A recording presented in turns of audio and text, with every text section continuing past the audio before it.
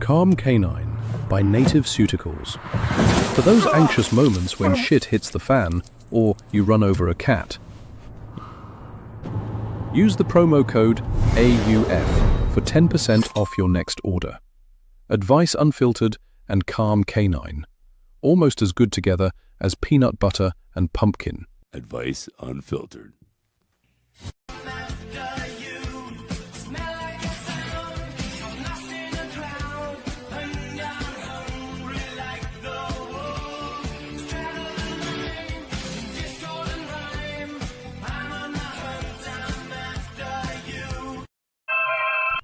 Good morning. Happy Tuesday. My name is Tony Rodriguez, co-host of the Advice Unfiltered podcast, myself and my great buddy Christopher David. Today's daily dose of advice is about scammers. So I want to make sure we kind of cover a few things for you to make sure you don't get scammed from our podcast. Couple rules that you should know. Number one, myself and Chris will not be reaching out to any of you.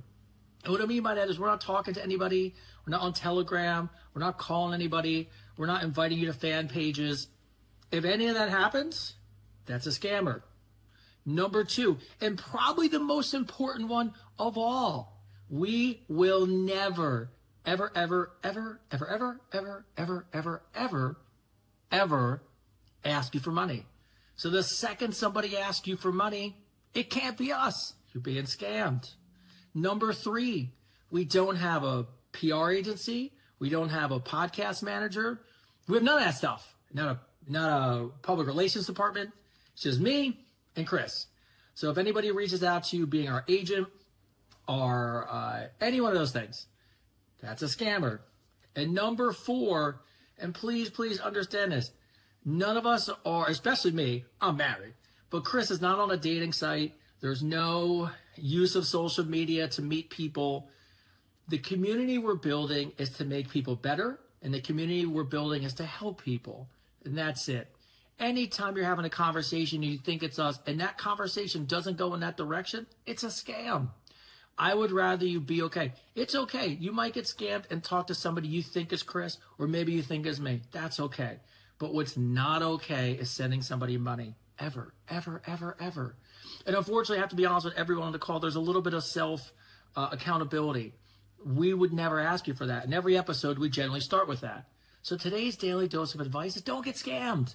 Me and Chris are only in a few places, but we just want to protect you. We know that there's a lot of people out there that follow us, that are new on social media, don't know how it works. Please share this video. Remember, if you think you're talking to someone that's us, it's 100% not us. If anyone asks you for $1, can't be us. If it's a sweepstake, a winning, a prize, a meet and greet, can't be us. If it's a PR manager, an agency, can't be us. So just so you know, none of those things can be us. So that's how you'll keep yourself safe. And if you have any questions or you think it's weird, I gotta be honest, it's not us. So please just take this daily dose of advice today to remember that we are here for you, to help the community, but at the same time, we would never reach out to you in that way, and I don't want any of you to get caught up in that. So please like and share this. If you have any questions, like I said, I don't know that we'll be able to help you because we don't really respond to stuff. So put that in your head, make sure you think about that, and if you're ever on the fence about it, always err to the side of caution. For a long time, we were told what a man should be. Strong, silent. But evolution doesn't come from standing still. It comes from awareness, from strength with depth. Kopala by Ben Rose, collaboration with Advice Unfiltered. The evolution of man. Native Cuticles and Advice Unfiltered. Both made for your everyday life. Use code AUF for 10% off your next order. Advice Unfiltered. You want to show some love? You want to support the show? There's no better way than rocking some Advice Unfiltered gear. Head over to adviceunfiltered.com, click on the merch store, grab your favorites, and level up your look. Post it, tag it, rep it loud. Use the hashtag AdviceUnfilteredPodcast and let the community see you. Because this isn't just merch, it's a movement.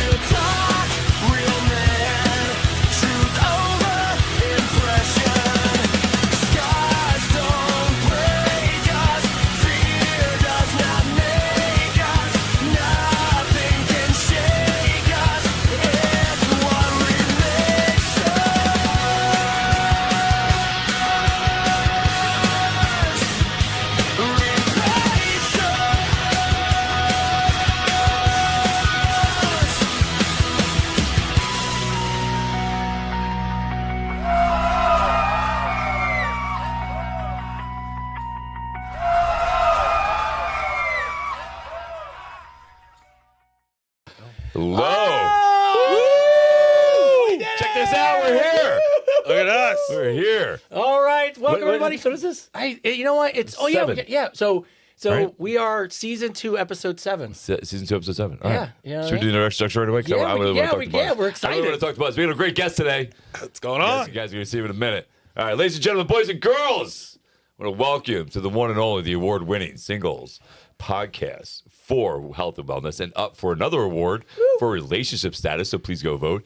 The only show that matters, Advice Unfiltered with Chris and Tony. All right, Special guest. Special guest. What's going on? What is happening, guys? You excited? I'm here having a good time, man. This is Buzz. Look, there's Buzz. Look, he got a blues. Yeah. I just saw that. He's got blues on him. Yeah, This is Buzz Dave, everybody. Buzz Dave has his own podcast that you should definitely check out. Buzz, you want to introduce it? Tell everybody what it is. So it is The Buzz. Buzzworthy Radio is my show. I'm also on an award-winning podcast. Yes, he fucking is. right, baby. That's how we roll. That is how we roll here. And if you want to watch a podcast where I interview celebrities, that is the show for you. So Yes. please check it out. I'm on Spotify. I'm everywhere. Harrison Ford, everybody. I Yes. interviewed Harrison Ford. We're going to get into that. Yes. We're going to get into I that. interviewed Harrison Ford. Yes, I I mean- I can't wait. I can't wait to hear all about that, bro. Yeah, it's actually when I got up that morning. That's how I got the idea to run the clip, was because I saw your stuff with Harrison Ford, and I was like, oh, this is it, baby. So, all right, as always, welcome to Advice Unfiltered with Chris and Tony. If you are joining us on any one of the cameras, we appreciate you. Thank you, TikTok and Instagram. Thank you, Facebook.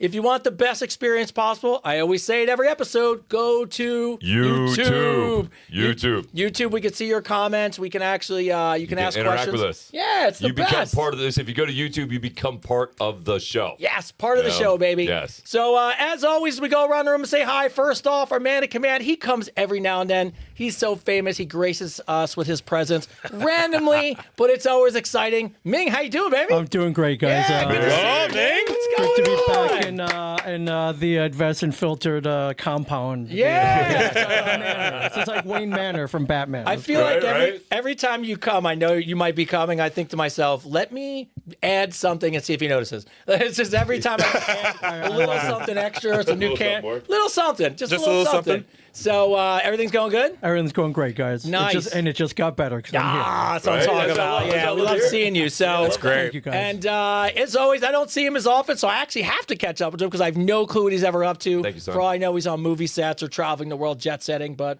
Who? you, Me? yeah, I don't Oh. see. I don't see it anymore. Well, I figured that you were talking about me because Yeah, I that's what you're talking about, Buzz. He's the one who get you going. I got Buzz a good intro next. He's got a good one. I've been doing good. No, I figured I've been doing a lot, man. You know, I did a photo shoot this week for the book, the cookbook coming out.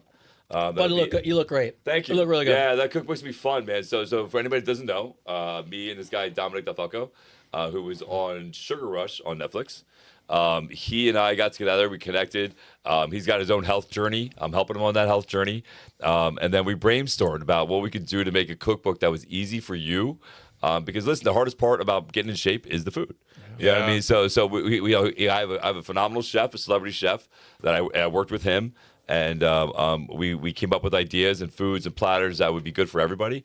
It would help with a lot of ailments too, like ALS or Parkinson's or stuff like that. Just foods that help with the digestive system and any kind of inflammation and all that stuff there. So there's a bunch of foods in there and a bunch of snacks and everything else to be cool. The book, the title is The Best in You. So it's the Best in You cookbook. I don't know where I came up with that from. Yeah, so it's the Best in You cookbook, and then there will be a cooking show. So we're also gonna have a cooking show. Me and Dominic, and I'm gonna have all you guys on. I was gonna say, I was getting ready to say, are you going to invite us to this? Obviously.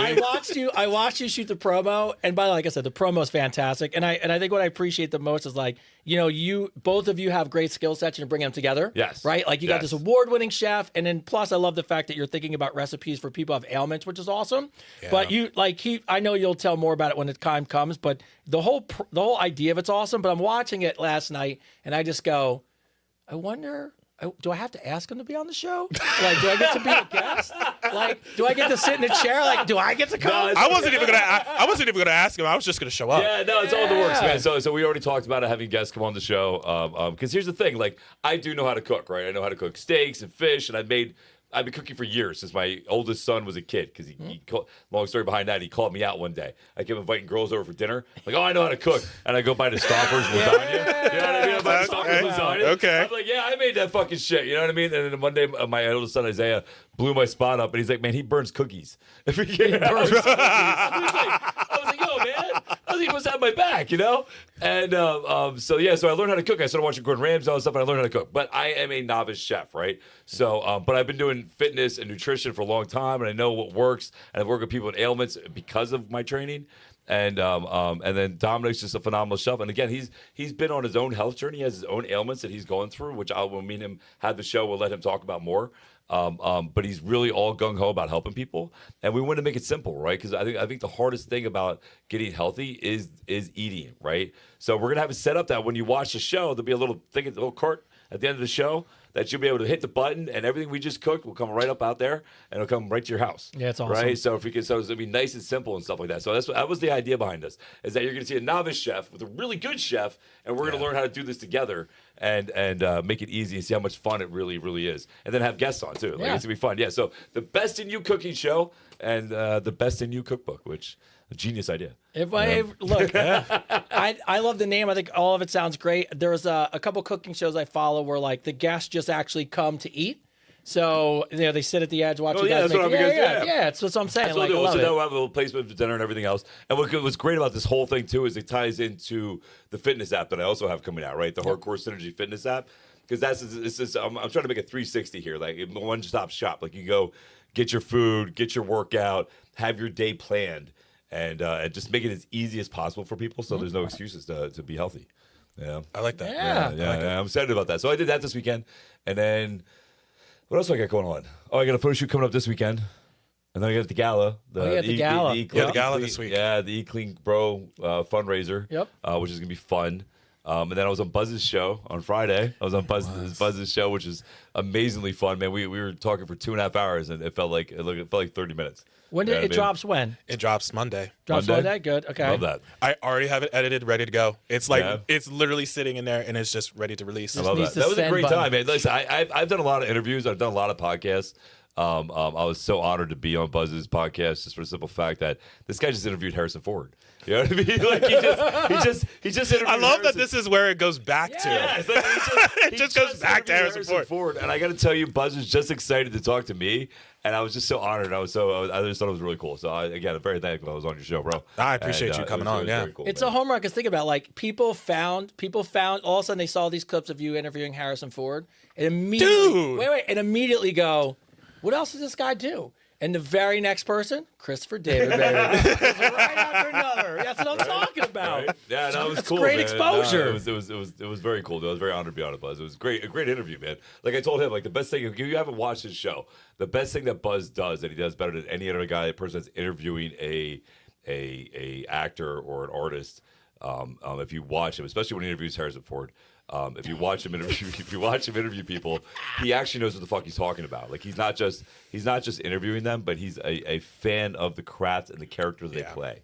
Yeah. You know, and that's what I thought was really cool about how you interview people, right? Like you literally take the time to get to know the character they're playing, and you ask them questions about how they related to that character, which a lot of people don't do, right? They're just like, oh my God, you're that person. So you got really dealt with it. So I'm very honored to be on your show. So that was very cool. It's funny you said that because it's true because I have friends who are in that industry that literally say to me, they know if you don't watch the show. Yeah. They know if you don't know their work.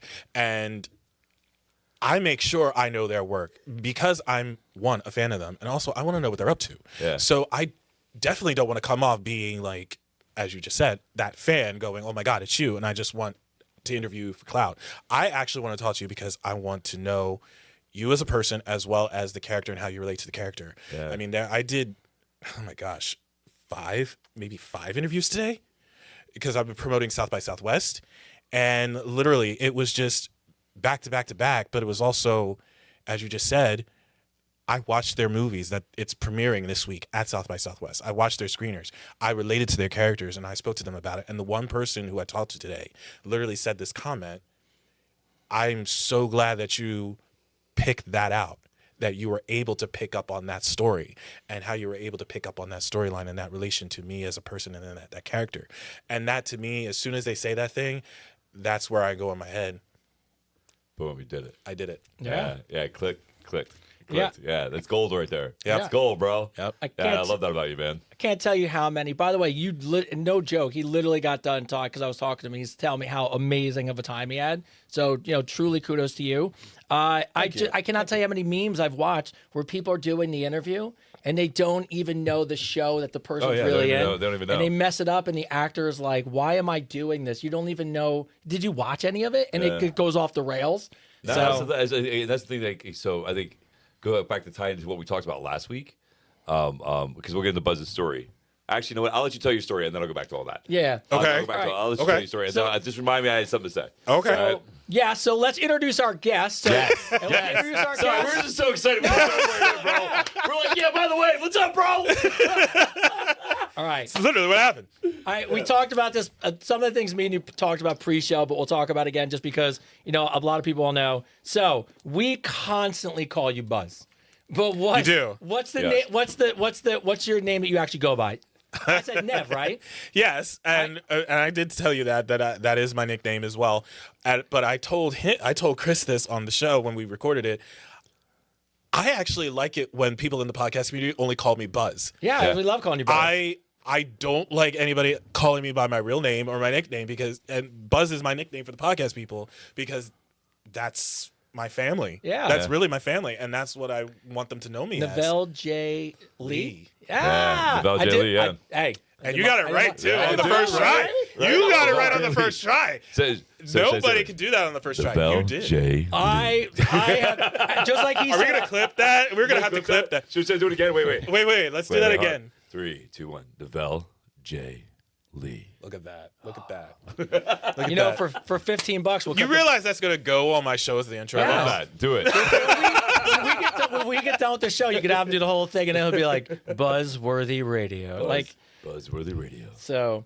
Yeah. Buzzman. Yes. I am the Buzzman. That's Buzzman. true. I am. Love that. That is true. So that's, I only asked because I told you when he got here, I'm like I was looking going. No, you can continue to call me Buzz. It's Yeah, fine. it's fine. So. But all right, so Buzzworthy Radio. Yes. The Buzz. You have 20 years in podcasting, entertainment journalism. You interview major actors and actresses. You cover red carpet events, award shows, film festivals, and press junkets. And you also appear at colleges helping students learn more about the industry, as you are about to do in the next coming weeks at Salem, right? Yeah, Sunday. So That's cool. Yeah, welcome to the show. Thank officially. you. Thanks for having me. Yeah, so as always, I'm going to go through some quick notes, top of the line things, and then what we're going to do is we're going to jump right in. Okay. And I have a ridiculous amount of people who had questions for you, some which Okay. you can imagine are good, and some which are advice unfiltered. So it kind of it really goes off the rails. I'm ready. So, and it's really cool because in a good way, you know how the show works. You'll be able to chime in on some cultural things that go on, and then we'll be able to clip in and tell people what you think of the world. So it's awesome that way. So shout out first off to the Advice Unfiltered Ambassador Program. Yes, we've finished up. We did interviews with some people.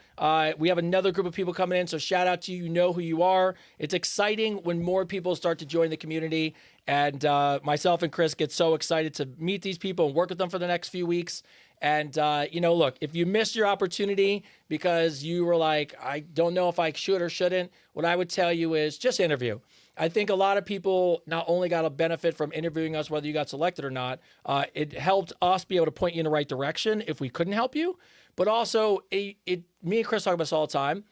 you even reaching out to us is taking the first step. And that's the biggest step of all, is truly saying, I'm going to invest in myself, right? So we had some really great people do that. So shout out to everybody who joined the group. And I guess we just passed this. So happy International Women's Day that just passed. So, that's going to be great. So happy, there you go. We're still celebrating International Women's Month. I just feel, well, it's actually, I don't know. It's supposed to be International Women's Day / International Women's History Month. Women's History Month, yeah. It's Women's History Month, right? So I guess we celebrate So shout all out to all the women out there. Shout out to the ladies. Shout out to all the ladies. And shout out to the ladies. The last one, and probably, I don't want to say most importantly, but I'm going to say most importantly, we are up and we're a finalist for the top podcast in 2026 for relationship and dating advice and overall wellness. That is right. Your boys are up again for some awards. Yes. Yes. So Yes. voting. So Ming's going to share. Bring it up, Ming. Bring it up. We want everybody to vote. You Go can vote. every single day. I just voted before the show And started. by the way, shout out, bro. thank you. And but if we take this home, we'll find out on Friday, which is great. Voting ends Thursday night. Friday they announce the winners. You can vote every single day. We love you. Please Make other accounts to vote. Yeah, we can do whatever you think is necessary to drive up the vote. But, again, first off, it's really just a testament to you guys, the audience, all of you that are watching, because we answer your questions. This show would not exist without the people that come on here and give us the trust and the faith to answer some of their deepest, darkest secrets or some of the questions they want. So really, it's a lot of, this award's really about you. Yep. And just think that if we win this award as a community, we will be the top podcast for self-help, self-improvement, relationship and dating advice, and overall wellness. Put that on your fucking mantle. Put it right here with some awards. And I promise you, if we win, I'm going to clip it the moment that Chris looks at the camera and says, I am Christopher David, relationship expert. From the last episode. Listen, you have to vote. Yes. This isn't about us. This is about You. showing all my ex-girlfriends they were wrong. you want to do that with me. Yes. You want to help Chris prove that he was you right. You want to help, just for once in my life, I was right. That's it. That's all I want. Just one time. You know? Yeah, we talked about it. I know. So funny. I know I have exes out there that are like, motherfucker. So funny. So funny. That clip last week was fucking hilarious. It was so funny. amazing. I had more people write into the show and comment to me that and actually myself and my wife were on date night and we were walking through a restaurant and the guy stops me and he goes, hey, Advice Unfiltered. And I'm like, yeah. And we start talking and he goes, I just want you to know, I have not laughed so hard. And I go, and of course I go, what episode? I'm trying to think of it. Right. He goes, I laughed with Chris for 30 straight minutes. Just the irony and all, bro. Just the irony on it. Like, you have no idea. Like, if we win that, just for the simple fact, like, all right, first off, awards are awards. You guys being here is the most important thing. Like, you guys are literally why we're in any category at all. So thank you so much. Win or lose, we still win because we have you, right? That's the most important thing. But the irony. I love it. The irony. If I win, we all win this award together. The irony for me to just be able to hold it up and go, yes, I was right. I was right the whole time. Just for once, it would be amazing. Yeah, I told you, I'm so excited for you. And look, because I understand there'll be, when you win these awards, and you know this. First of all, it ain't cheap. Right? No. Like, you have to submit your show and roll the dice and invest in all this money to hope that you have a chance and hope it's not rigged.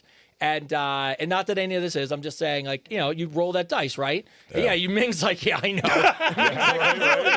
Ming's like, I'm aware. Yeah. So, it's an expense. But I really, the first time we did it and this time I did it, I really mean this. I wholeheartedly think in my head that we deserve to be in that category. No, 100%. And it's so nice. But this was the best thing. So for you guys who don't know how it works, if you win, you still have to pay for the award. You have to pay for the statue. No, you just don't get it. You would never think that. You would think you won. They would give you yours for free. There are some that you don't have to pay for the statue, especially if there are events you go to. I think the one that you're going to Friday, you don't have to pay for it. No?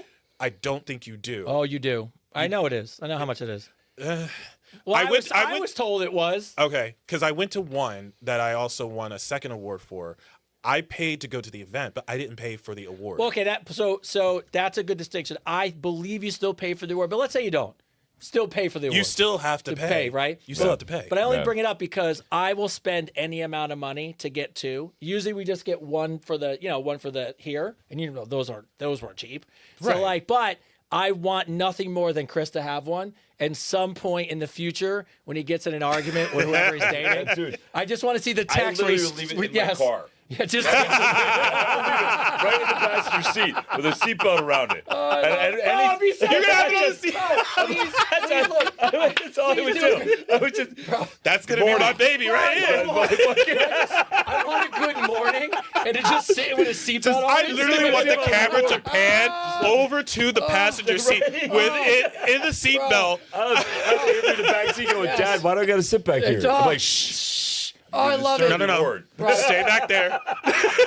Oh, this is gonna be so much This fun. award earned this seat, son. The fact that you even included Avery in the back seats even made this better. I love this award more than you. Yes. Right. Just saying, you're up there, but I earned that one. What have you done for me lately? right? So funny. Janet No, it'd be Jackson would like a man. word. It'll be cool. So yes, please go vote. The whole point is please go vote if you can do that. And I want to go back to the ambassador program. 'Cause people we met this weekend. It was Sunday. Congratulations.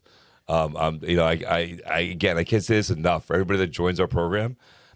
This is about you. This is about you taking control of your life and about you taking that first step. And even you just question yourself if you should do it or not. That's your inner voice telling you that you're ready to change. So either you do it with us or you're going to do it on your own. Just know that little voice in your head that says, hey, should I do this program that might make my life better? That is your inner voice telling you that you need to do something to change, to grow. That is your wake-up call. So whether you do it with us or not, just listen to that voice. Say, I need to do something a little better, right? So everybody that joined the program, I just want to say thank you. And thank you for trusting us, and thank you for joining the program. And I'm really, really excited to see you guys change your lives and see you guys become your heroes in your own life. So, yeah. Yeah.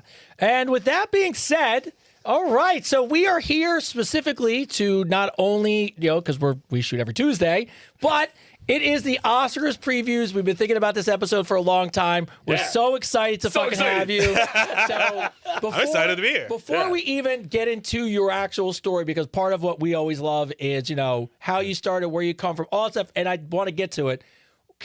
How did you, and I know you were up for an award, so can you just start with, because we met you at the Signal Awards. Yes. So, how did your Signal journey start? I'm just interested, do you won the award? Did you know you were going? Because we joke about it. The best thing about going to that Signal Awards was meeting you.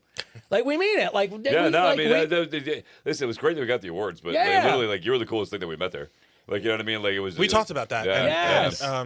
And that was, honestly, I even told you the same thing. I said, honestly, you were both the best things that I met at that party. And I met a lot of people there, and they were great. Yeah. But you were the most fun. Right? No, you were the most fun. It was almost like a divine intervention, too, because, we were there early. We got to the Signals Awards early. And, I was not. I was running on Chris time. Yeah, you were on Chris time. We got there early, and we met a bunch of people. We even stood in line to get our pictures taken, and then we kept doing what we typically do, and saying how we could do it better. If we could, we could have made this line a lot more efficient. Yeah, we could have. I didn't even understand it at first when I got that whole line thing was stupid. It took way too long to take the picture. It could have been a lot quicker. We could have done it 3 times if we did it the way we wanted to. Yes. And So then me and Tony are sitting there talking, and you come walking. I literally walked up. You come walking down the hallway, dude, looking pimped out too. Look good, man. Thank you. But humbly, thank you. I did not expect anything to come from it because I actually submitted for the Signal Awards a year prior to that. Okay. And I did not get. Now what category did you go in?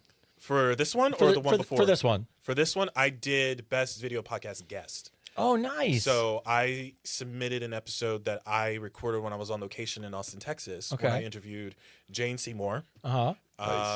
Sherry Appleby, who used to be on Roswell, and we were promoting the 15th anniversary of Unreal. That was on Lifetime. And Paul Powell, who had shows on Acorn TV. So I submitted my journey at ATX, and that's what won me a silver. So nice. That's awesome, bro. Yeah, that was very surprising considering that the year before, but I also think I submitted in the wrong category the year prior to that. It's the reason why I did not make it into the final round. But I was very proud of that episode. It was one of those things where it kind of, you touched on in the beginning, I was proud of that work. I was fucking proud of that work. And I was ready to submit. And I was like, I know I'm going to get something from this.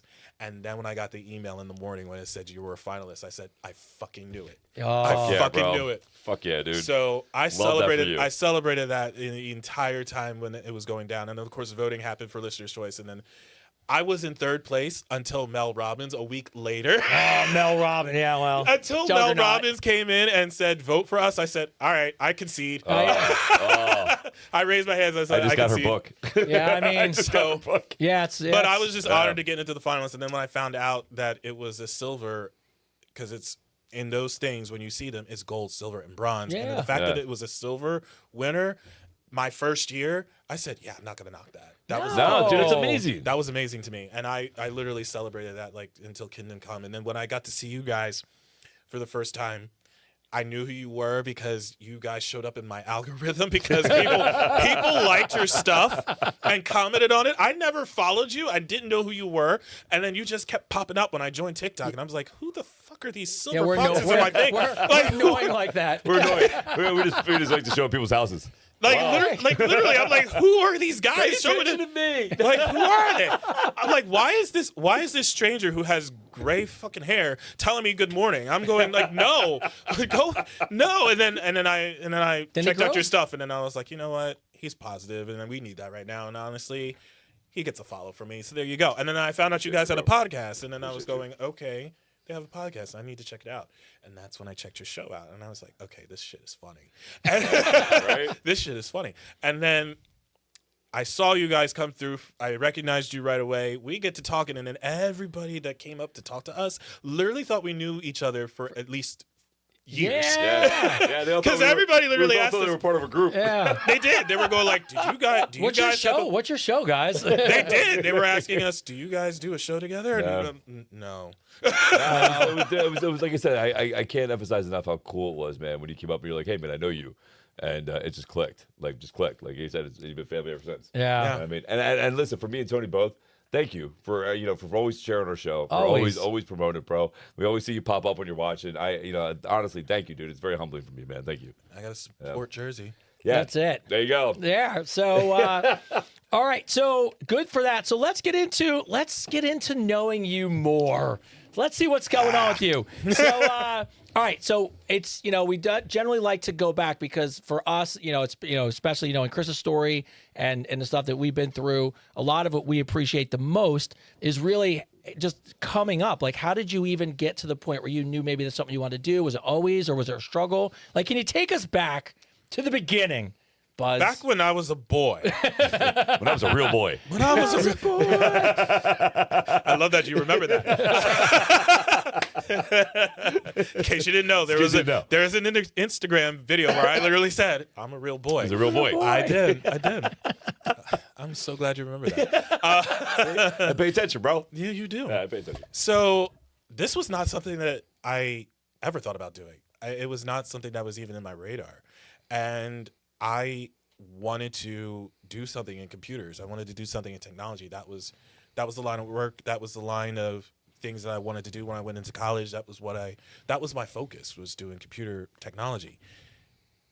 I literally had a friend of mine tell me, you love TV so much.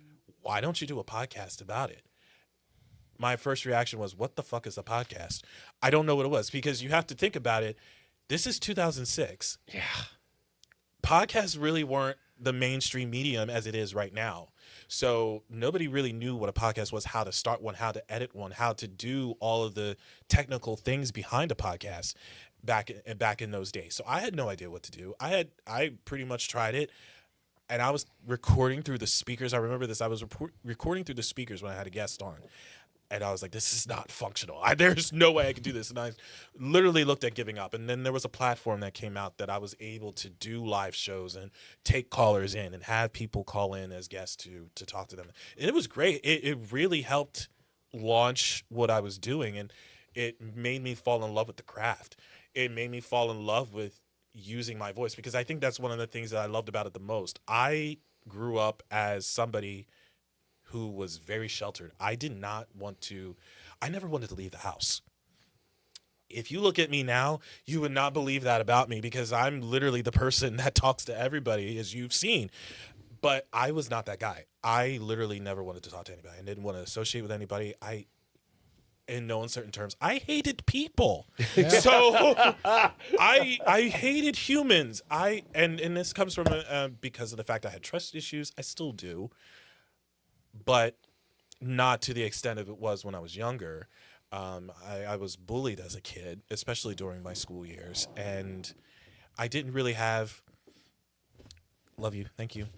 I didn't really have a voice. I wasn't able to speak up for myself back then, and I felt that when I started my show, when I started the podcast, it helped me break me out of the shell and break me into a world where I can be confident in myself and learn how to speak up for myself.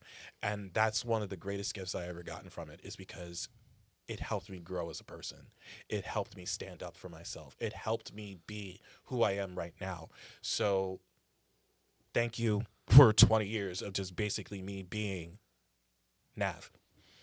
I love that, bro. So you're saying the podcast gave you a voice? It did. Yeah, that's fucking amazing, right? Isn't that cool as shit? It took you out of your comfort zone. It really did, because because again, I never expected it to pop off the way that it did. Yeah. I was just doing it for fun, because I loved TV and I love talking about TV and I love talking to people within that industry. I didn't expect anything to come from it. I didn't expect to be invited to stuff. I didn't expect to do red carpet stuff. This was not anywhere in the vision board. Not at all. And when it happened, I was like, okay, we're actually making this happen. We're actually making this a real thing. And right now I'm just sitting here going, this is fucking amazing. Look at what I was able to accomplish from this. And from people to say, especially in the beginning, because I had people that looked at it that really did not pay attention to it. They knew about it. They didn't really want to support it until later on. And to your point, I laugh at you when you always bring up Harrison Ford. It honestly was the Harrison Ford moment that people really started picking up on my show. Yeah. Mainly locally, people local to me. Because then that's when people just walked up to me and was like, "You talked to Harrison Ford? You actually met Harrison Ford?" And I didn't know that this was a serious avenue for you. I didn't know that you were actually doing the work to make this happen. And I'm sitting here going, where were you at 20 years ago? Right? Where were you at? Where were you at 20 years ago? And this is why, because I said this to you, and I'm telling everybody right now, I see you supporting me now. I do see you. Don't think I forgot when you didn't support me. Yeah, right. Amen to that one, dude. So, we talk about it all the time. The challenge, even for us, and building this show is, and I always say this. It's a little different. It's a little different, maybe for me, but in the same respect, it's interesting. We talk about it all the time that when we started this, like our family, our friends, the people you would think would be the first people being like, "Hey, like I know you're a hard worker. Like, hey, I know you're a good person. Like, you can do this." People were like, "Oh, you're doing a podcast? Like, whatever." And then it wasn't until we really started winning awards, and then all of a sudden people were like, because you know what it is? It's like people start doing this, and this is, I won't say everybody, but I started getting this. People are like, "Oh, you post a lot. Oh, why? Yeah. Like I am trying to work a full-time job and be a parent, and then still trying to pursue a dream. And I would think that you just, for your friends and family, would cheer you on. I have family that still has never seen an episode ever, and it's like, but that's where like it's interesting that I always say the strangers are like the first people to like come to you and be like, "I appreciate you, changed my life." And then of course a year later, all of a sudden you run into somebody and go, "Oh, you're really doing that thing." Yep. You're like, yeah, like every fucking Tuesday for a year and a half. But was there, when you made this transition to getting the courage to do, by the way, I don't even know if we would know what a podcast was in 2007. No. I wouldn't. But I think we're still blogging. Yeah, I was like, I think I had a beat. I didn't even have a blog then. So yeah. Yeah, I didn't have a blog either. Was there a person, was there a moment, was it you that was just like, "Hey, I'm gonna do this"? Like it was just, or it was the thought? Was it just you picking up and just believing in yourself? Yeah, actually, it was my friend, and shout out to Roger Newcomb. He really was the one that gave me my start, because he had me do voiceover work at the time on his shows that he was doing, and that was when he pitched the idea to me to do it. but it really was me just basically going, I can do this. I can make this happen.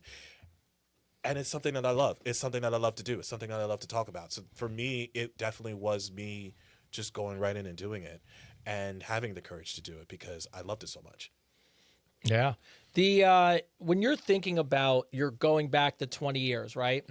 Now, first of all, it's a medium that really doesn't exist. What was there like a first guest? Was there like a moment where you were like, oh shit, like I get to interview, like, because you have to imagine, and like his story is very similar, right? Like, and I listen to Chris's story a lot of times. It's that grunt, like people look at Chris, and this is what I know. I like he's probably right now the person I know the most has put the most time into a dream, like legitimately 10 years of grinding and fucking all. And I know a lot of the shit he's been through. It's nuts.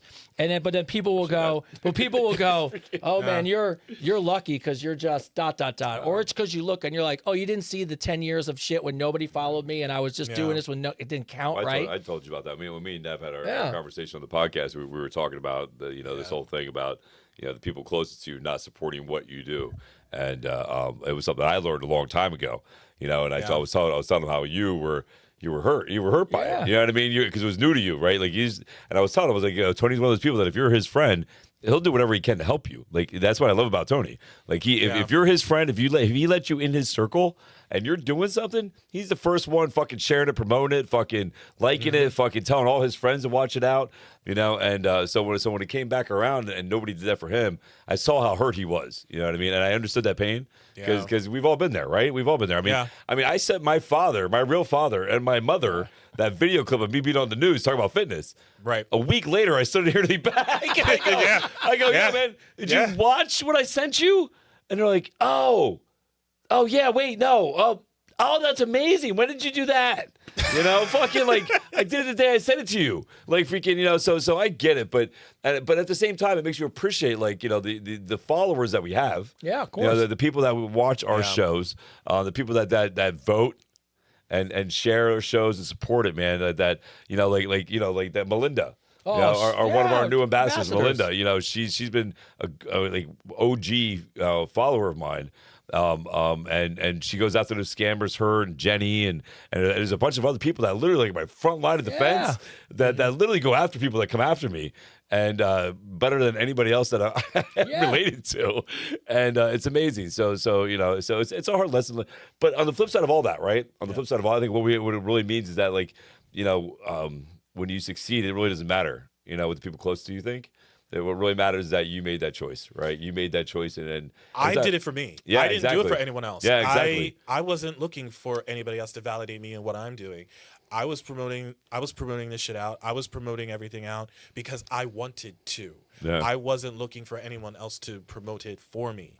And knowing that and having that in my mind, I was going to succeed anyway. Exactly. And as you know, look where I am now. Yeah, exactly. Look at me now. Look at me now. I think the best thing about all of that, right?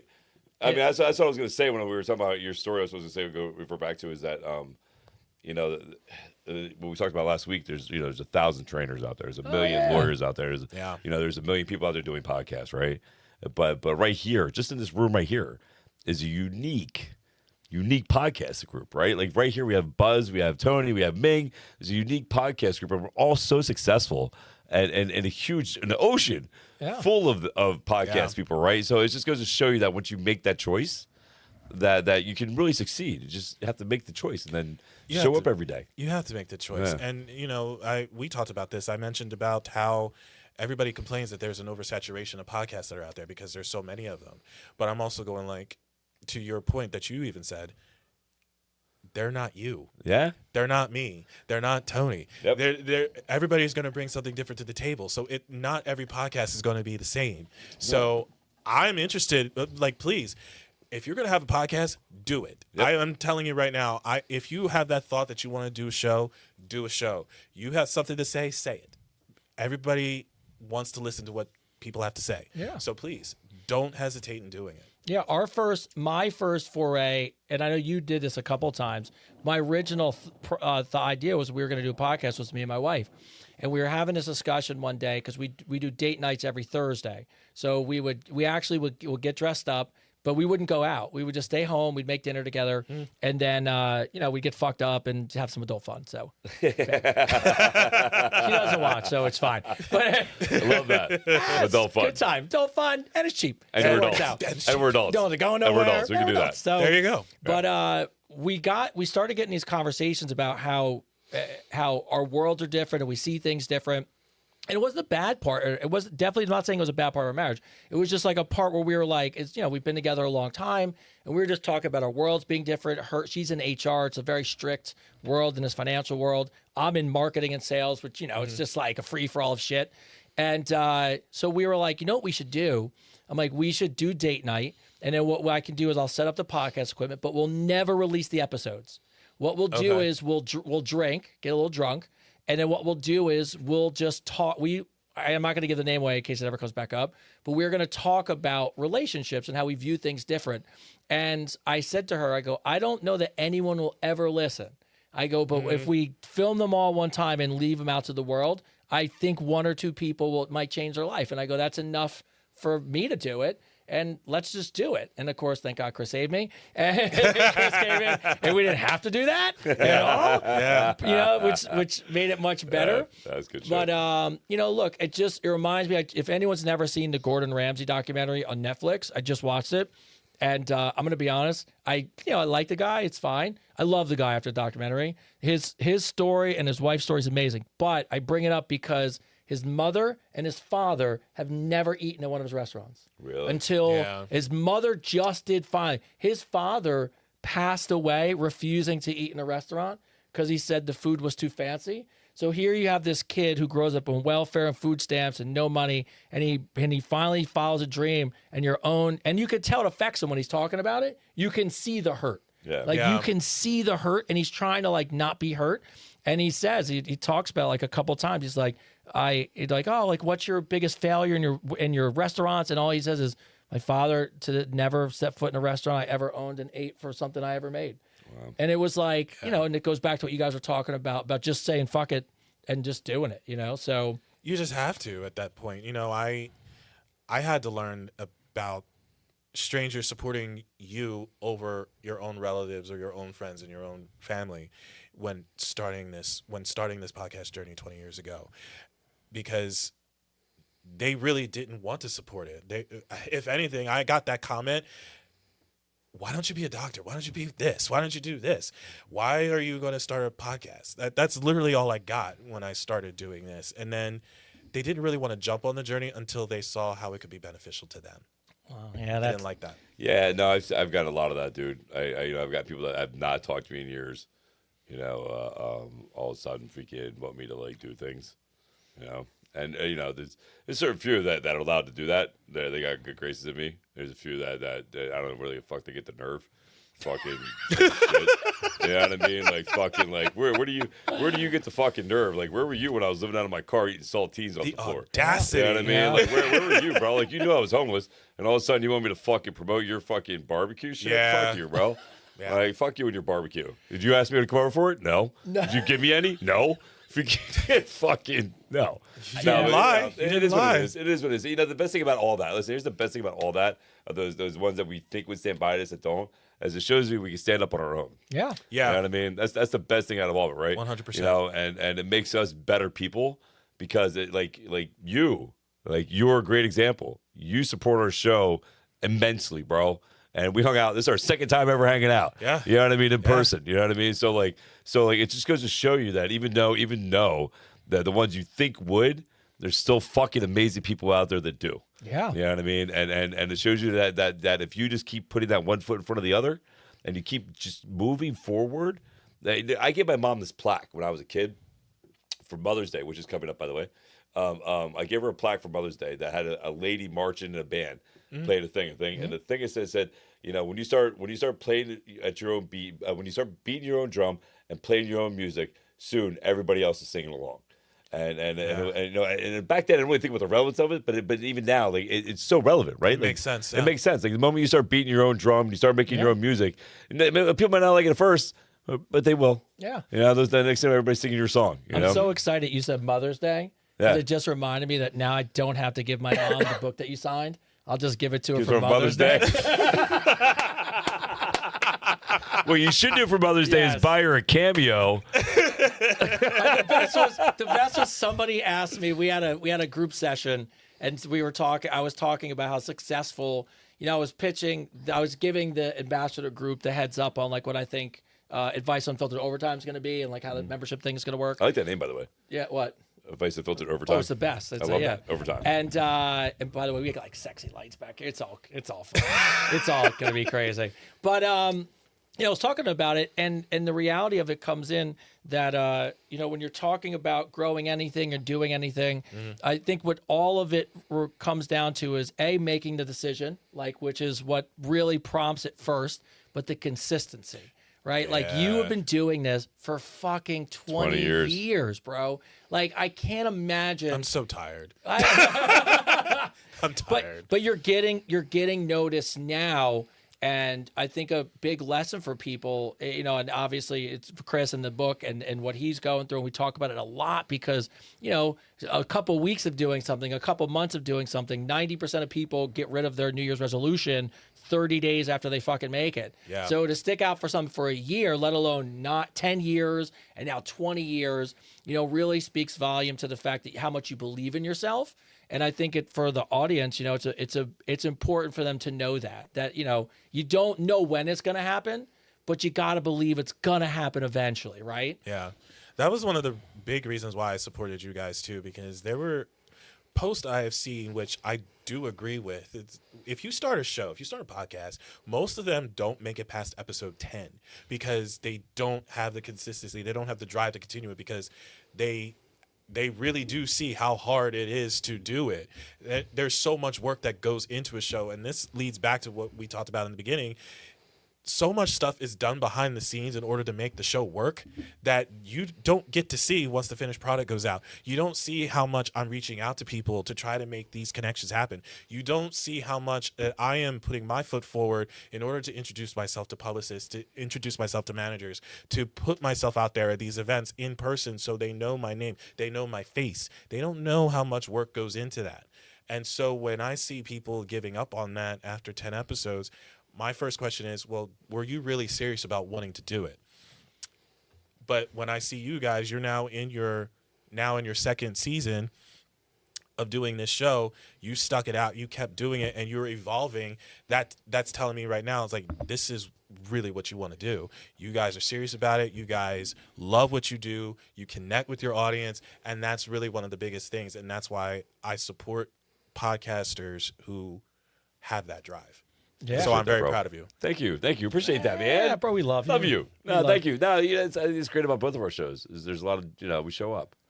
Yeah, we knew from the beginning. We knew from the beginning, right? We said, the most important thing is that we show up every Tuesday at 8:30. Yeah, that was our whole. That was our That goal. was our whole thing, man. Yeah. We just need to show up, whether people are watching or not. We're just going to show the fuck up and kick the doors in. And hopefully somebody pays attention. Yeah. That's what it was for me too. I mean, Yeah. I mean, you know, the comment you said about you didn't know if anybody was going to watch. I said that too when I started. I was like, I didn't know people were going to watch or they were going to listen to this show in the beginning. But I'm doing it because I loved it, and if somebody finds it, they find it. They found it. So Yeah, dude, no, you did it. So I want to interject and ask a question real quick. Out of everybody you've interviewed, right?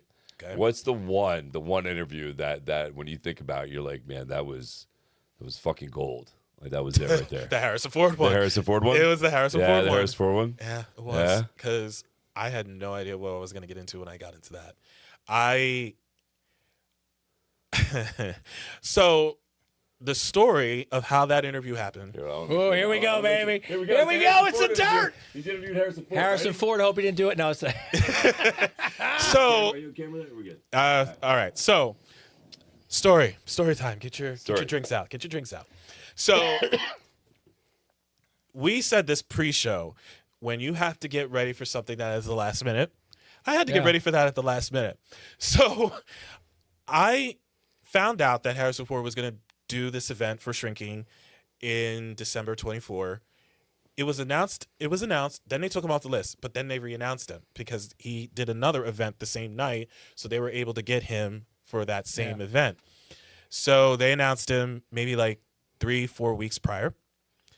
I was like, okay, they're not going to approve me for red carpet for this now that Harrison Ford's showing up. I might as well just cancel my trip and everything. So I did. I canceled my flight, canceled my hotel room. I was covering the Dexter premiere in New York. I get the email that I was confirmed to cover the Shrinking event, and it was the next day. Oh, Wow. Oh, yeah. And that meant I had to rebook my flight in my hotel room. Yeah. I was like, you motherfucker. Yeah. But luckily, I used my miles and points. So it was the same. So I didn't really lose anything. So it was the same thing. So I booked my flight, got there. I got there at 6 o'clock, West Coast time. Rush hour traffic. Now, if you haven't been in LAX for a while, Oh, forget it. Oh, my God.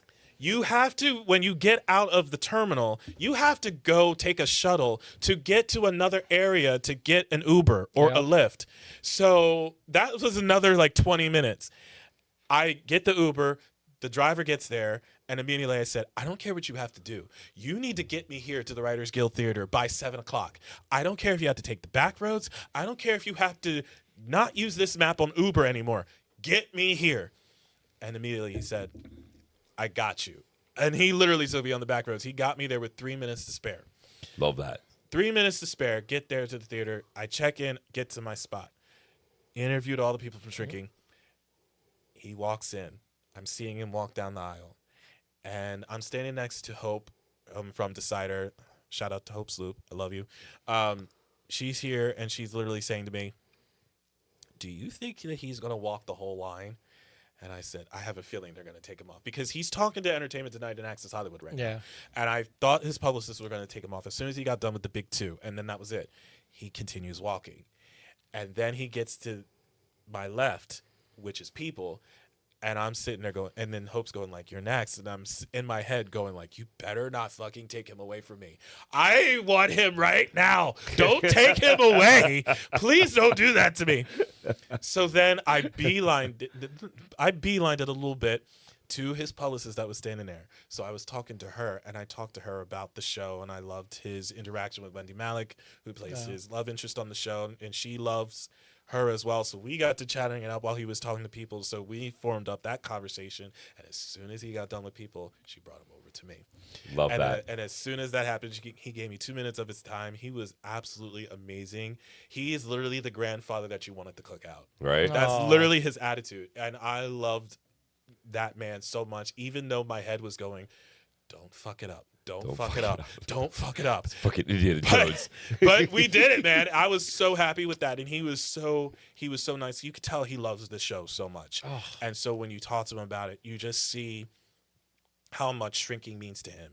So that was really one of the things that I love the most, and how I was able to talk to him about how the show resonated with me, especially for someone who has struggled with mental illness as well. To get to talk to him about that was huge. It is by far, hands down, one of the best shows ever. Yeah. I mean, I legitimately, like, I watch it, and I am jealous of you every time you interview the cast. I will pay you money for you to tell them to let us meet them. But, like, every one of the cast is phenomenal. They're a great The crew. story is phenomenal. And to your point, like, even the fact that Harrison Ford plays almost like what you would think at this age that he's at. Like, a lot of what he goes through is probably what most people, not minus what his job is, right? But like, you know, he's going through Parkinson's. He's just in a relationship. It's all new to him. The Michael J. Fox episodes, I mean, stellar. I mean, Michael J. Fox, you know, you got Harrison Ford, who's going through Parkinson's as a therapist, and his patient is Michael J. Fox, with Parkinson's. Yeah. And it's just, you can't help it. Like, you can't help but the you know, even the theme of the show being the fact that you know, a husband and a daughter lose their mother to a drunk driver. Well, technically what they would think is a drunk driver, because guy's just leaving dinner with his wife after a couple glasses of wine. Right. And it's not like a drunk driver kills the wife, and it's about their journey, and then of course forgiving him and letting the guy that killed their wife, into his life. And they're all therapists. But by the way, hilarious cast and show. Absolutely. Every show we watch, me and my wife are like almost in tears. But but even though that's like, well, as for right now, that's your biggest one. That's right now, I yes. mean, technically, like, Well, what a great start to 2026, right? fucking amazing. I mean, what a start. great way to start the fucking year off, dude, right? Like, you literally met, like, the godfather of acting. You know what I mean? You like, win an award, and now you got Harrison Yeah, Ford. you won an award. You meet Harrison Ford. You're on our show. I wrote that too. That was my immediate like thought. Right. I mean, you On were our like, show. and then you're I on this mean, show. What an uphill swing. But right I'll now, right? swing, bro, right? Like, There dude, it that's a big dick energy right there. There you go. There it is. There it is. No, that's cool as shit, dude. Like, I'm very proud of you, man. Like, I mean, I did have to wash my face after Tiana Taylor kissed it, so there's that. there you go. Right on. That's you even know. better. That's even Yeah, cool. he's I really didn't want to wash it. I had to. Yeah, you no, know, you should just left it on there for a couple days. Nobody would have thought it was weird. Yeah. That's your, you're at this pinnacle now where obviously for anyone who doesn't know, you're is the right way to say it, accredited by the Motion Picture Association Yes. of America? Okay. Yes. So now you obviously have all the hard work you've done, have access to these people and are going to be thought of for interviews for shows, right? That's how it works, I'm guessing. Movies, yeah. Yeah, movies. So but go back. Who was the first big one where you were like, holy shit, like I can't believe I'm getting a chance to talk to this person? They know who you are. Oh, that's a good one. We try on this show Every sometimes. Every now and then. That's what always just blows my mind. When I have some celebrity follow me, I'm like, oh my God, they know who the hell I am. Yeah. I'm like, freaking. I get Oh, Chris gosh. sends it to me and I get as excited as Chris does. I'm like, I'm like a kid in a candy store. So I'm like, I can't fucking believe it. Paris Jackson just started following me. Yes. Right? Oh, So Paris wow. Jackson starts following me, and my first initial thought was, oh my God, Yeah. if her dad was still alive, he would know who I am. Yes. Well, Yeah. It's like, You're like 6 degrees away. 6 degrees. 6 Also- degrees away. The also, king of pop would have known who I was. I would have just told you to keep Avery away, but that's fine. That's different. Jeez, No, you went just there. kidding. You went I there. love the music. Oh, I you love went the there. music. No, I don't love do the that. music. Don't do It's that. all Don't good. do that. I'm Okay, out of Chris- wine right now. I Chris can't is not comment. watching. Chris is not like following me I'm anymore. sorry. Chris calls me. He's like, bro, I'm going to Netherlands. I'm like, no, you're not. No, you're not. Oh. No, but like, who's your red first? By the flag. way, Point to the red flag hat for that. Sorry, Paris. By the way, come on, it's your dad, you know. So, but no, who was your first really like? Who was the one where you've kind of either felt like, hey, I'm doing it, like I'm doing it, or like maybe was there one that really just resonates when you look back on your 20 years? Oh gosh, I think probably when I started talking to primetime people, like when I first interviewed Taylor Kinney and the cast of the show Revenge when that was on. Scott Porter was another one. Justin Chapman when he was on Shameless. I think when I started talking to those guys, that was when I immediately went, oh, you actually want me to talk to these people.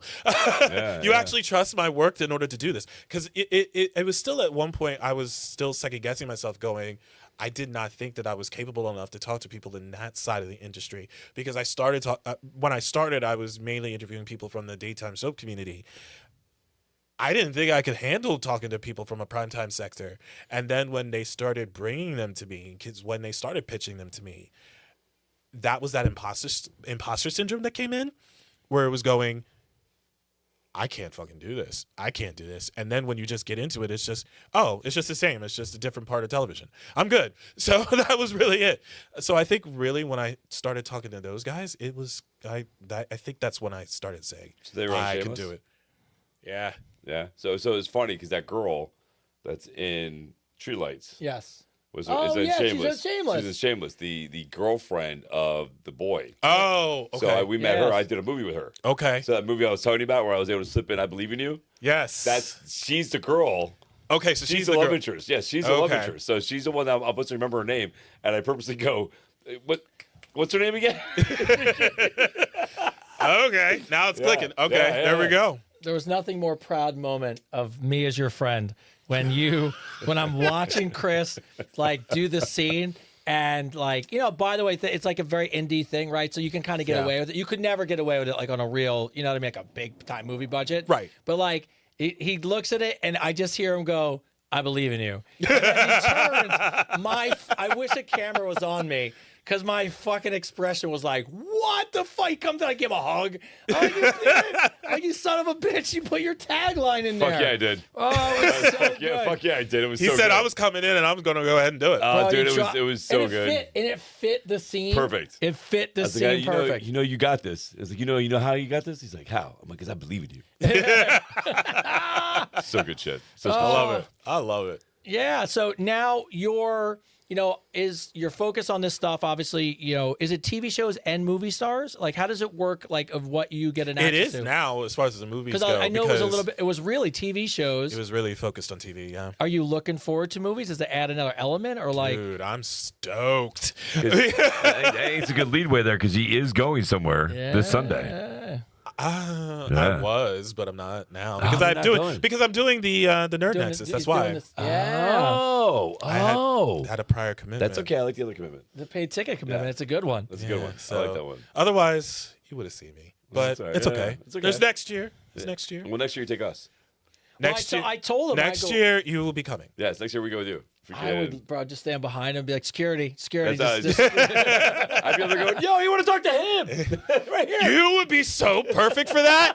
Oh my God. Can you imagine? I Right? would love it if you were on there, just basically my wingman going like, no. No, over here. You want to talk to him? Over right here. Right here.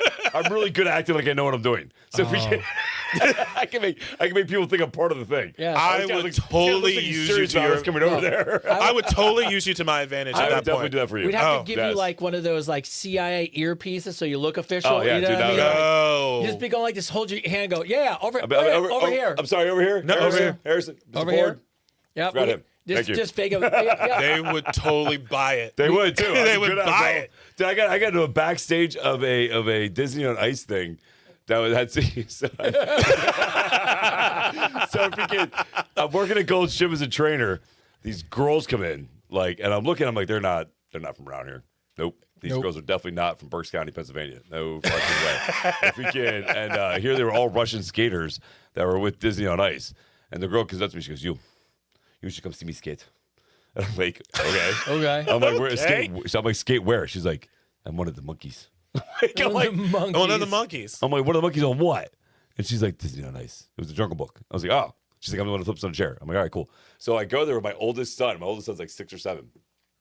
And I'm like, you know what? I'm gonna talk to her. Like, I just want to watch the show. I want to talk to her, right? I'm gonna go rap to her. So I literally walk up to security and go, "Yo, bro."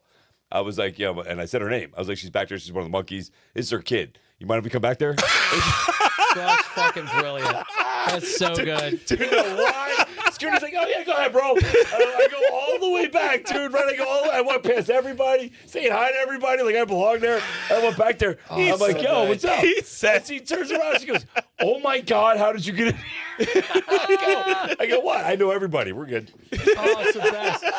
The only time I ever. Totally. Only time That's I ever- amazing. It's amazing. There's no better. I love how you used the kid. It was brilliant. I got backstage to a Dave Matthews concert because I went to PNC Art Center. I stood in the woods. Yeah. So some girl was like, "We should go backstage." I'm like, "Yeah, how that's gonna happen?" We went a mile back, went all the way around, climbed the fence. Wait, here's the best. We go behind this. Like, I didn't even know at the time who Dave Matthews was, but I loved him now. But it's 96, 95. Oh yeah, early on, yeah. We're at the concert, and she just goes, "Follow me," and she just walks through like she knows everybody. We walk right through to backstage and watch the entire concert on stage, right behind the curtain on the speaker. Watch the whole show. No one says a word to us because you just pretend like you belong. Yeah. And then I pushed the envelope when the show ended. It was getting too close to an end.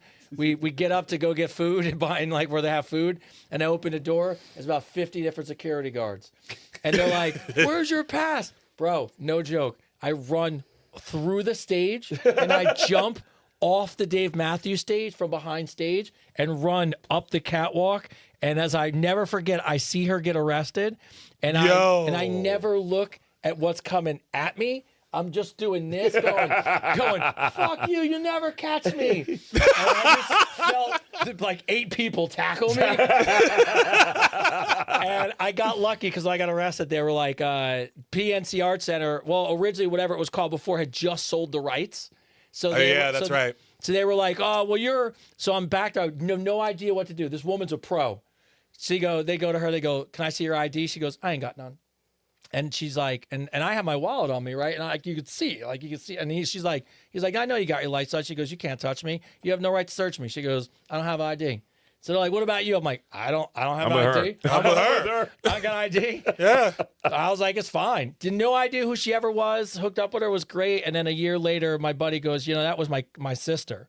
And I was like, kind of fucked up. I was like, you should have told me, bro. I was like, she's like, I just never wanted to bring it up. So it's fine. But love that. That is amazing. now it's interesting to us because you get this opportunity to interview celebrities, and you definitely deal with this now so much because so many famous people reach out to you. I mean, is it? I'm gonna say it's gonna be a dumb question, but I think it's important. They're just regular people, right? Like you just get that. Is it that what makes it easier that they're just people? I think if you treat them that way, it makes the conversation so much better. Because a lot of people go into it starstruck, and don't get me wrong, I get starstruck when I talk to these people. That's a thing. But if you talk to them as not the star, but as the person, they relate to you better. They relate to you more. So. Yeah, it's like, and I see people like I geek out when people reach out to you, and then and then it's funny because it's all normal conversations of stuff. It's like, Well, I do have to hold back a little bit sometimes. Like, I geek out, but I don't. For both of you, it's always so hard. So when Ricky Martin was hard, I was hard not to be like, oh my God, it's Ricky Martin, and then Freema. Because I'm such a huge Doctor Who fan. Oh, you are. Yeah, I'm such a huge Doctor Who. You geeked out about that. When Freema first started following me, I was like, oh damn. And I literally sat on it, I think for 3 days. Yeah. I'm like, don't message her. Don't say anything. Don't say anything. Don't do it. Don't do it. Don't message her or say anything. You know what I mean? Freaking, I was like, I got to. I'm like, she's fucking David Tennant's friend. I'm like, freaking, I love that fucking season, right? And and so then I messaged her, and now we're friends. Yeah, that's great. So it's all good. Now she thinks I'm a big dork, so it works, whatever. Yeah. But yeah. You realize everybody's just people, right? Yeah, I mean, no, it was funny because when her and Jamie Presley both thought I was fake. They thought I was AI, and they didn't think I was a real person. They thought. Is this the Jamie Presley that Jamie Presley? Yeah. By the way, she is one of the coolest. Yeah, she's very cool. I met her when I was in ATX. And Did you? I did, and we had lunch together. And the first thing I said to her was, "Please tell me how difficult it was for you to say that line in Not Another Teen Movie." Yeah, right. So she actually just came out with a new movie. She's up for an award. She's up for an award too. Really good movie. Yeah, really. I can't wait to see it. But she does a phenomenal job. She plays a mom and the kids. I think the kid's autistic. I think so too. And there's a whole story behind it where it's probably if I had to guess when we were talking about her doing this role, it was probably one of the most important roles she's ever played. And, I believe it. Yeah, and it really because it really hit home with her. Because of her own situation with her own kids, and she really poured her heart and soul into that role. So just shout out to Jamie, you know what I mean, freaking for that whole movie that she's up for an award for. Yeah, she's been a friend for a while. Yeah, she's cool as shit. She was the first really big person. Like, I don't get starstruck by that stuff. Like when I see athletes, I always just think they're normal people. But when they actually you talk to them and they really are, I always inside I'm always like, this is fucking awesome. They're like, like, she reminded me of somebody that you would just call and be like, hey, you want to go get a beer? Yeah. Like just like that kind of cool person. Cool. No, she's a cool chick, man. Is there anybody in that world that you've like shows and stuff like that you ever really, I don't want to say like maybe have a true like a long standing friendship with, but you ever left some interviews and like you have some people that you're like, oh, like we should stay connected and become a friend through it? Because I can imagine it's hard because they probably do so many of these things, but. So that's happened before, and I regret that happening. Really? Really? Yeah. Ooh. Because when I learned from that experience and a writer from a television show actually told me this, and I completely 100% agree with him. If you're in this business, don't be friends with an actor. Really? Wow. No. Really? Don't do it. I was friends with one. I like how Ming was agreeing, by the way, in the back. Really? Ming's back there in the agreeing, back huh? going. Really? You know. Don't be friends with an actor. It's not going to end well. Especially it didn't end well. And the story is that this person who I was friends with at the time, there was a lot of backstage shit that happened that I found out about, but I never said anything. They didn't know I knew about it until the person who was involved in it told them that I knew about it. I was never going to tell them that I knew about it. Yeah. And he gave me an ultimatum on the phone. He said, you could still be friends with her or me. If you're friends with her, we can't be friends with each other anymore. And the thing I said to him was, well, you don't tell me what to do. So if you're going to give me an ultimatum, here's your answer. Click. Block them. Wow. So, yeah, no. Yeah. I'm not. And so from that point on, I have friendly, cordial relationships with them. Of course. But I don't go out of my way to be like hang out kind of attitude anymore. No. Yeah. Is it? Do you think it's because because like you do something different than we do, right? Yeah. Do you think it's because your job is actually the interviewer? You have to be somewhat neutral, right? I think that's part of it. I think it's a big like part of it. you have to be neutral, right? Like you can't have a because you're like me, bro. Your expressions are on your face. Your feelings are on your face, right? So I if you work, I love how you picked up on that. yeah, no, it's all right here. Like you can't hide this shit. You know what I mean? Like when somebody does something stupid, it's right there in your face, going, "What are you doing?" You know. So I That's think, the August in us. Yeah, right, bro. Right, it is. It's the August in us. But the I think for you it's just keeping that you want to not have that non-biased communication, right? Because from your field, because in your field, like you have to have that neutral zone, right? You have to, and don't get me wrong, you can be a little bit, criticism to them. You have to be a little bit of a critic, but you do have to have that. You do have to have that somewhat bias a little bit. You still have to have that neutral bias a little bit. But I had to learn very early that you have to not. You should not have that kind of a relationship with these people, especially once you figure out that stuff that you would probably see. And I'm sorry for the younger folks that are listening to this because you don't know what the National Enquirer is, but for us, I thought he was going to say something off the charts. He's like, National Enquirer, I feel old. yeah. So if you don't know what that is, talk to your parents. Right. But stuff that you would find in those kind of tabloids and everything like that, I do know about them, and that's when it was just kind of like I just can't be involved. I can't be involved in it. So I just skate out. Oh, it's good. Yeah. So saying something that most people probably our age only know, how has entertainment journalism changed in the 20 years? It's funny you brought that up because I saw an interview with somebody who I respect in the industry a few days ago, and her name is Kelty Knight. She works on E! And I could call out because it's public, because she was asked this same question, and I agree with her. I think it's because a lot of it deals with influencers now. So, and no shade to the influencers, well, all of them, because there are some that I don't like at all. Because there's a lot out there I don't like, so I got you. Yeah, there are some I don't like at all because as we talk about clout chasing, there are a lot of them that pretty much are only doing it to chase it. But there are influencers that are actually doing it because they do love the craft. They do love the field, and I respect them, and I follow those guys. But I think because they look at the numbers, they look at the followers, they look at the analytics pretty much of what influencers can bring in. So they want to have influencers come out onto a red carpet to do their shtick, which doesn't fit a red carpet. It doesn't fit. It doesn't fit for everybody. Yeah. So I don't understand why you want to put those guys ahead of those people who have been in the business for such a long time, who have a degree in journalism, who have been in this business for such a long time that these actors already respect.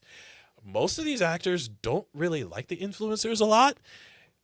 So I'm kind of just sitting here going, well, if you know that, why do you still want them here?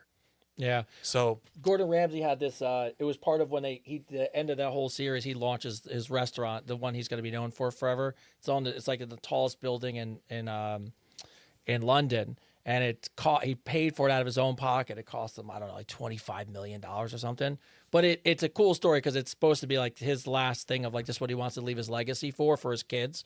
And but there's a part in it where they have to promote it, and they're trying to think about and it comes down to food critics or social media influencers.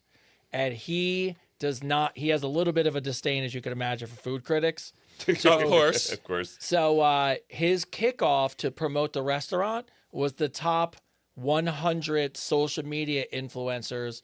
No restaurant, no food crit, like just kids that but don't get me wrong, like it's great what they do. They go to restaurants and try food and stuff. Right. But whoever had the most following, you were the 100 that I got to go to an upscale private event, and it was funny because it's a marketing thing, so I totally get it. But instead of commenting on the food and tasting it, they pulled back wide, and it was just like 2 hours of this. You know what I mean? Like the whole, like taking a picture of the sushi roll. Well, like, it shows you. There was the Payless did a thing. I don't know if you remember this. Payless did a thing, right? By Ming remembers this, right? Where they took their shoes, their $20 shoes. Oh, they yeah, went into the fake store. Yeah, they made a fake store on Hollywood Boulevard. Yeah. Yes. And they charged $600 for the same $20 pair of shoes. And all these influencers went in there, were like, "Oh my God, I'm getting these pair of shoes for like $600. Look at these. You can tell by the quality of these shoes." And as they were leaving, they were like, "Hey man, just so you know, it's a Payless shoe. It's $20." And all these people were acting like experts on these shoes. Oh, you can tell by the sewing. You can tell it's hand quality Italian. All this shit they were making up in their minds, acting like they were professionals, and they didn't know what the fuck they were talking about. And I think you're right. I think as far as journalism goes, I think it is evolving. I think it's in an evolving stage. It's an evolving stage. But I think you have to find that good medium between really good journalism and being able to have that influential thing, right? Yeah. So I think it's just evolving is what's going on with journalism. I don't knock the hustle. I really don't, because they're out there, they're doing their damn thing. And listen, as much as I knock it, I can't hate you for doing it, because obviously you're doing something right. Doing something right? Yeah. It's part of the that's why I say, like, I give those people credit, because my son. It's funny. I forgot to tell you this. My son's friends. And my son, it's kind of in the group on the outside, but they got inspired by us doing it, and they started their own food podcast. Oh, I love and that. they go to these little local spots that the kids go to eat lunch, and they do a food review, film it, and edit it. It's Yeah, it was smart- like it's it's a so smart move. great. It's a smart move. Yeah, and That's why it's one of the things that I don't call myself an influencer. Okay, don't. I know I got a lot of viewers, I get a lot of views, I get a lot of followers, but I don't sit there and say I'm not an influencer to do anything. Except maybe watch the podcast and vote and watch Buzz podcast. Yeah. I may have influenced It's not you a to lot do that. to ask, Not you a lot know what to I mean? ask. Yeah. So I will say about when we talked about red carpets and everything, and I will say that it's so difficult to get interviews on a red carpet. It's so hard, because what happens is if you're ever, I'm trying to use a perfect example. So let's say, all right, so Oscars, right? So let's say you have one battle after another. The cast shows up for that. You're going to see people who are, I don't want to call them under fives, but you're going to see the ones that are not the big stars show up on time. They're going to be the ones walking the carpet, and they're going to be wanting to talk to the most of the outlets. The bigger stars are going to be the ones that are going to show up on Chris time. They're going to get there. They're literally going to get there at maybe 5 minutes before the show starts, doing the photos and everything, doing photo call, and then maybe doing a few of the bigger outlets, and then they bounce out. That's it. So it sucks, because you have these outlets that stay on this red carpet for almost 5 hours, and you don't get a damn thing. You don't get a damn thing. So it's How do you go to the bathroom? you don't. That's 5 hours in the red carpet. Look at my face. Do you see my face about when you have to go to the bathroom? You don't. Don't, huh? Because you might miss something. Yes. Do you bring snacks? I would bring snacks. I would have to bring You snacks. have to bring snacks. I would have to bring There's snacks. no, trust me. Food truck, no nothing. Listen, I bring lollipops for all the stars. Listen, I've been on those carpets. I've been on those carpets, and you barely get a bottle of water. Barely. It's That's a lot of work, bro. Under the lights and all that freaking heat and freaking. That's a lot, man. To It's- hopefully get an interview. we had to basically force them to get us water because of that. Yeah. Because we had people that were sweating so badly we almost fainted. So that really puts into perspective again about you getting that interview with Harrison Ford.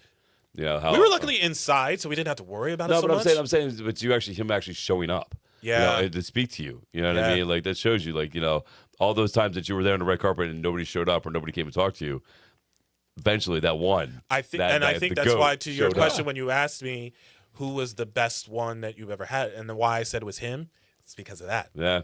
Because he actually gave us his time. Yeah. He didn't have to do that. Yeah, it just goes to show you at that level what I always don't, what I find as a turnoff of celebrities, and I can't understand their life and what they go through with the not having the family time and private time because everything is so out there. But it's that I always love seeing those celebrities where they go, I remember what it was like when I was where you were at, and I'm going to come give people time. You know who's like that? Who? Austin Butler. Yeah. Because Really? even that 2 minutes, of Harrison Ford, he'll never know. Like, he'll never know. But, like, that 2 minutes he gave to you, like, changes so many things for you. Yeah. And I think it's a huge lesson for most people to give time. I don't know that because dude, you watch his speech.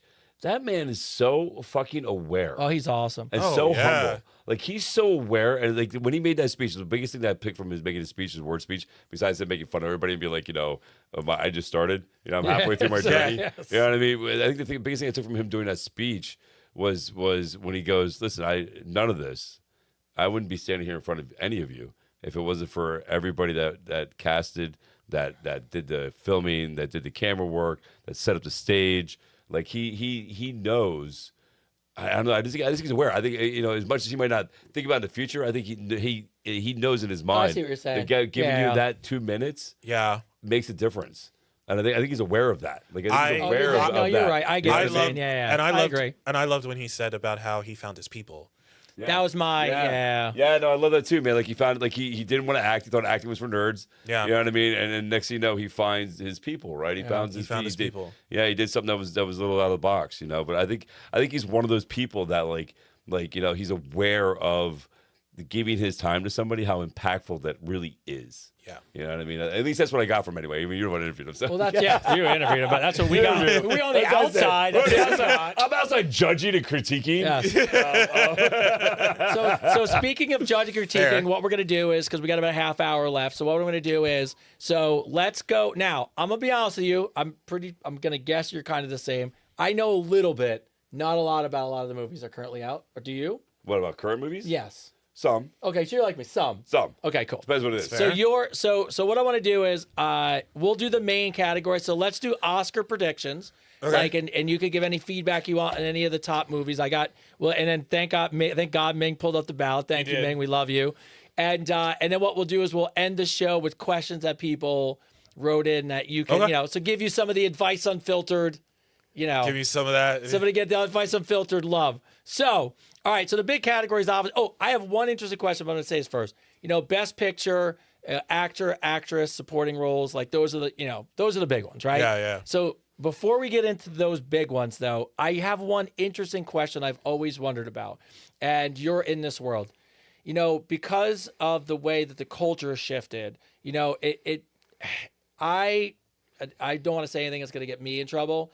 But, like, I find that the pendulum swings between sometimes going way too much one way and way too much the other. So, like, this whole thing about everybody being called an actor versus an actor and an actress, right? And all of a sudden lumping people together in the same category. And I wonder sometimes because I bring it up because of the Oscars. So the Oscars are supporting actress, supporting actor, right? So in that world, it doesn't matter to them at the celebrities that the category is called actor and it's men and women, or do they prefer it to be actress and actor? I really thought about that because it was a big deal for some of these award shows to address people as actor, and that was the that was it. That was it. It was a big deal for a lot of like shows that were like, no, now it's just everybody's called an actor, and I'm like, was it really that big of a deal? I don't necessarily understand why it is a big of a deal. I don't either. That's why I'm saying it's like, I know that there are some awards that are lumping them into like one category of men and women now, but I don't really see that for the big ones though. Yeah, the big ones are literally still, as you can see, an actor and an actress in a leading role, actor and actress in a supporting role, so they have them separated. And honestly, I feel like it should be. I think so. I feel like it should be. I just wondered that because it was in the last few years that it became a thing where people are like, no, I'm an actor. And it's like, but what's the difference really between actor and actress? Like, but by the way, I'm not in that world, so I didn't know if it really. What do they call it? Like they say, like you call yourself an actor. It's I forget the term of it, but it kind of just lumps everybody into one thing, and I can't remember the name of it. But yeah, I totally understand what you're saying. Yeah, but, so that didn't know because obviously when I was pulling up this, that was my first thought. I was like, oh, the big ones are still, they have their own categories, which I would think makes sense.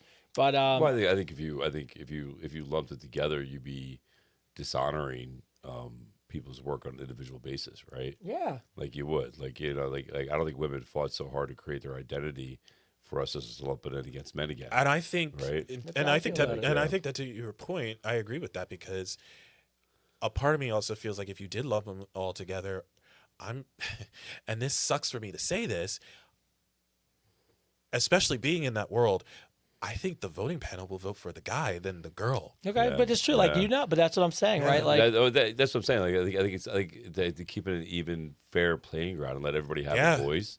And again, I think because women have fought so hard for their identity in that field, they've overcome so much to have that voice. Yeah, that's one of the things Jamie said to me that she's fought so hard to have a seat at the table, and when she won her Emmy for My Name Is Earl. She earned her seat at the table, right? But it was something she had to work really hard for as a woman. Yeah, she did. You know what I mean? So I think if they lumped it all together like that, I mean, maybe you could have its own category like that and still keep the other individual categories, right? Freaking. But I think just for women alone, man, like I think you'd be robbing them of their voice, of showing their art and their skill by lumping them with a bunch of dudes. Mm-hmm. You know what I mean? I think it would take away from everything they worked for. You can even think about it, and I hate bringing it up, but it's also a very true statement. You even think about the years ago when they had that was the Oscar so white hashtag that was going on. Oh yeah. That was also a big thing because everybody kept saying, "Oh, it was whitewashed." It was whitewashed, and nobody, a person of color had won in any of these categories, or they weren't nominated in any Shout of out these to Sinners, by the way. And shout out to Sinners. Shout out to Sinners. The most Fucking nominations. crushed it. Most nominations. Yeah, crushed it. Shout out to Sinners. When he plays twins, he plays right? his twin brother. Yeah, What a duo they there. did it. They wrote it. They produced it. They directed it. Yeah. They handed on. It was.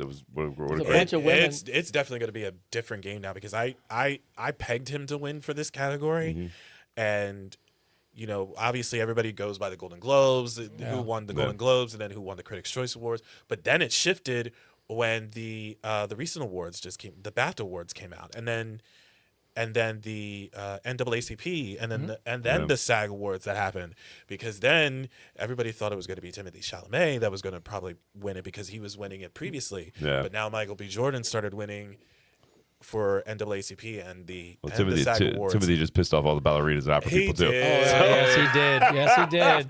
He just pissed off a whole elite side there of Hollywood. What do you mean there's something wrong with the opera? I'm sitting here going like, are you done your votes now? Are you probably going to change your votes for Sunday? Right. Like, what are you going to do? Change your vote on that one. But I think that category is going to be interesting. I mean, they have a really great playing field. I did watch Blue Moon with Ethan Hawke, and he really did a wonderful performance in that too. He's a great actor. He's a tremendous actor. Phenomenal actor.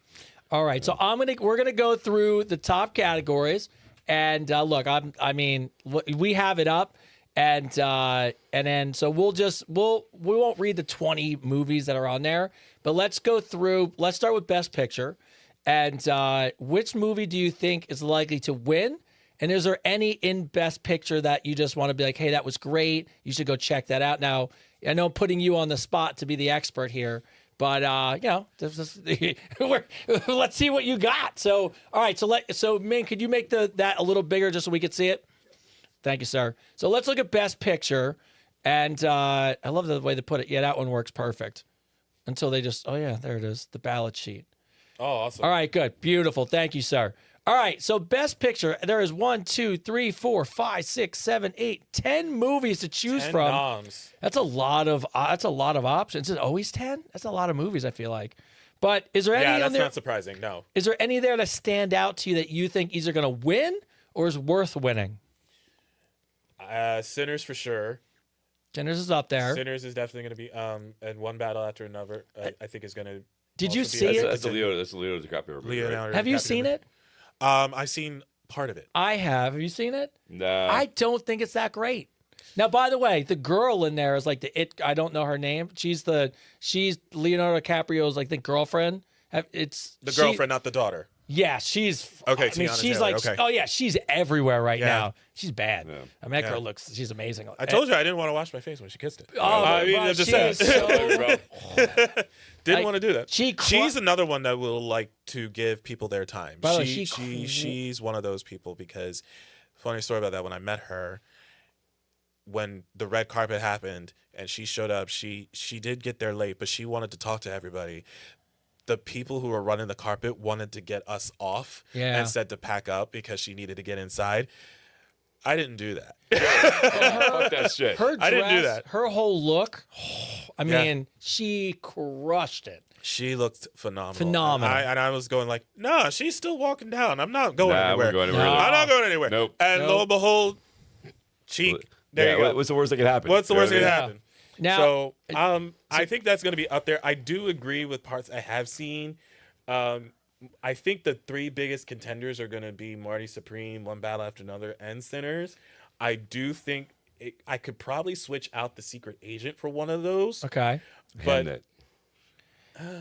No? I'll tell you what. I know this movie has no chance of winning. I really loved F1.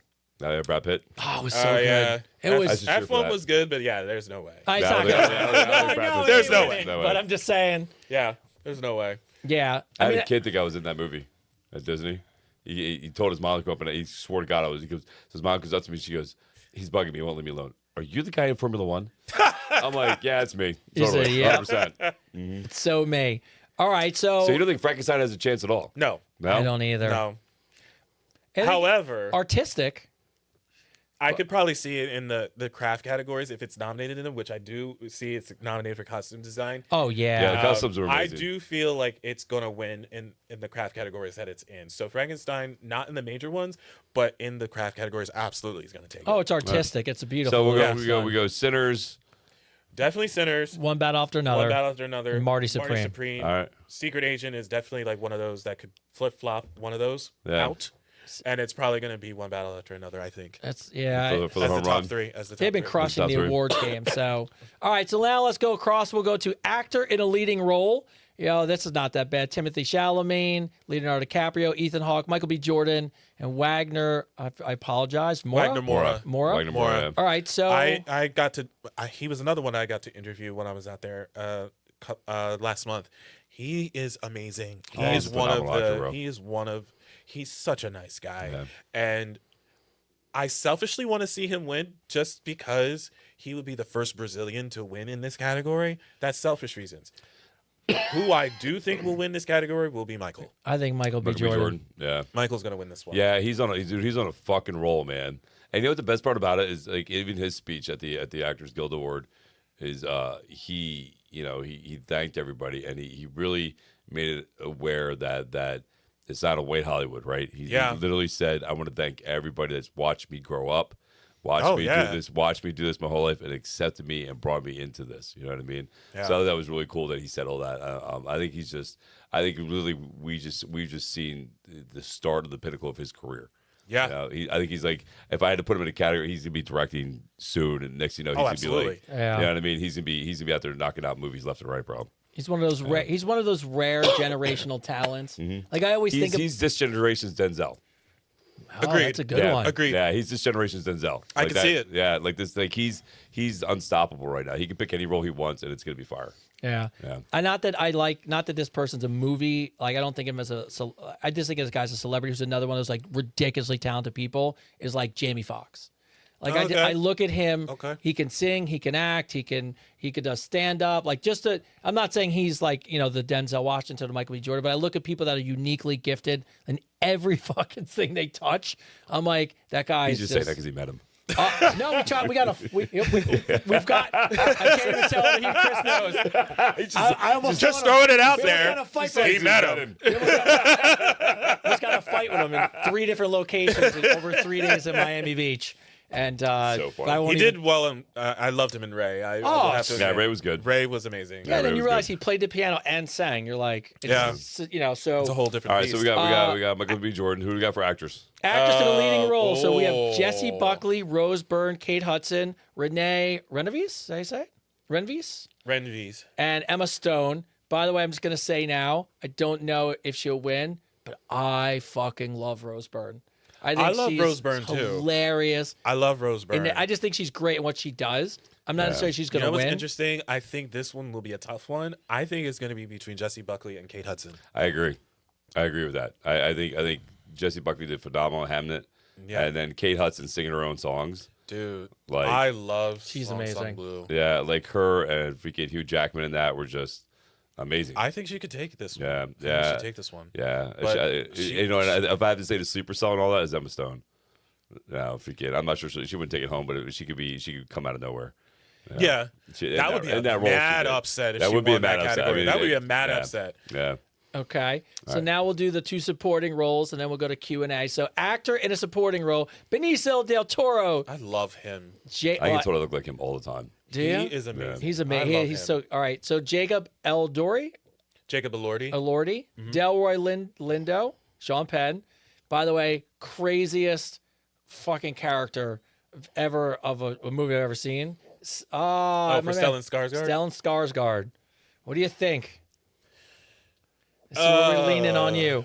It's so hard for me not to say Benicio del Toro, Sean Penn because of those movies, but I always look at when a movie splits actors and actresses, like do their votes split, you know what I mean? Does it hurt them to have more than one person in that role? So, what are you going for? What's your professional, where are we going as a show? Jacob might take this one, I think. You think?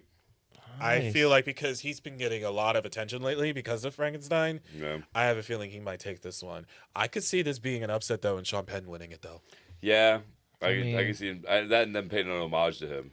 But is Yeah. it really, is it, I hate to He's say getting, this. he's getting up there in age, too, so I can see that. being like, you know, I think people Yeah. are going to pick Jacob for this category, but I see Sean taking it. Is it really an upset if Sean Penn wins anything? No, absolutely You know not. what I mean? Like, Absolutely not. By the Not way- for us, but Yeah, I in know this people are category. that guy's so expecting. jacked, by the way. bro, it's so Like, crazy. he's still in phenomenal shape, that guy. Yeah. All right. So you can finish off our last category there, sir. Actresses in a supporting role. Why don't you give us a rundown? All right, we got Elle Fanning, Inga Lilius. You don't want to try to say that name? Well, Inga Ib's daughter Lilius, Amy Madigan, Wunmi Mosaku, and Tiana Taylor. Tiana Taylor. I don't look. I get. There all are a that. lot of people that says she should not win that category, even though I said she should win She's that on fire, category. that girl. But the other thing is, I could see Amy Madigan winning it, though. I think Weapons.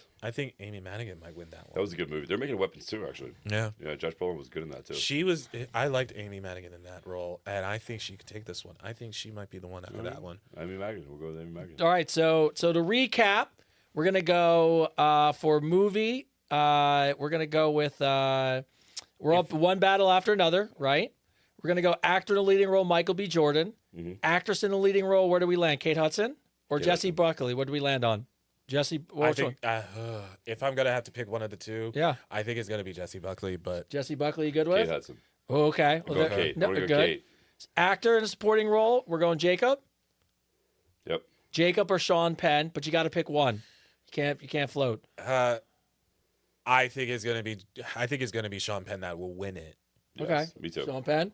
All right, I'm going outside the box. I go Jacob. Yeah, because Frankenstein's going to win, you know, hair Oh, makeup. for It's sure. gonna lose, All that yeah. visual Oh, for effects sure. It's stuff. going to lose all. It's going to win all that because there really wasn't that many movies with visual effects this year.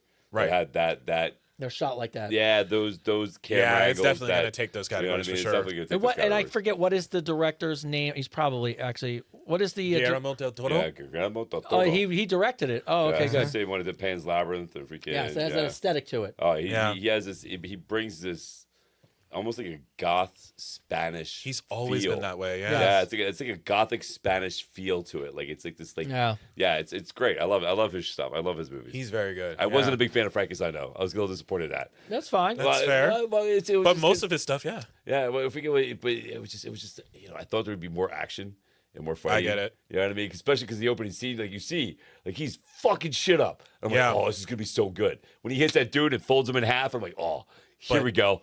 And then it just turned into some talking for. It did. Yeah, No, it did. Yeah.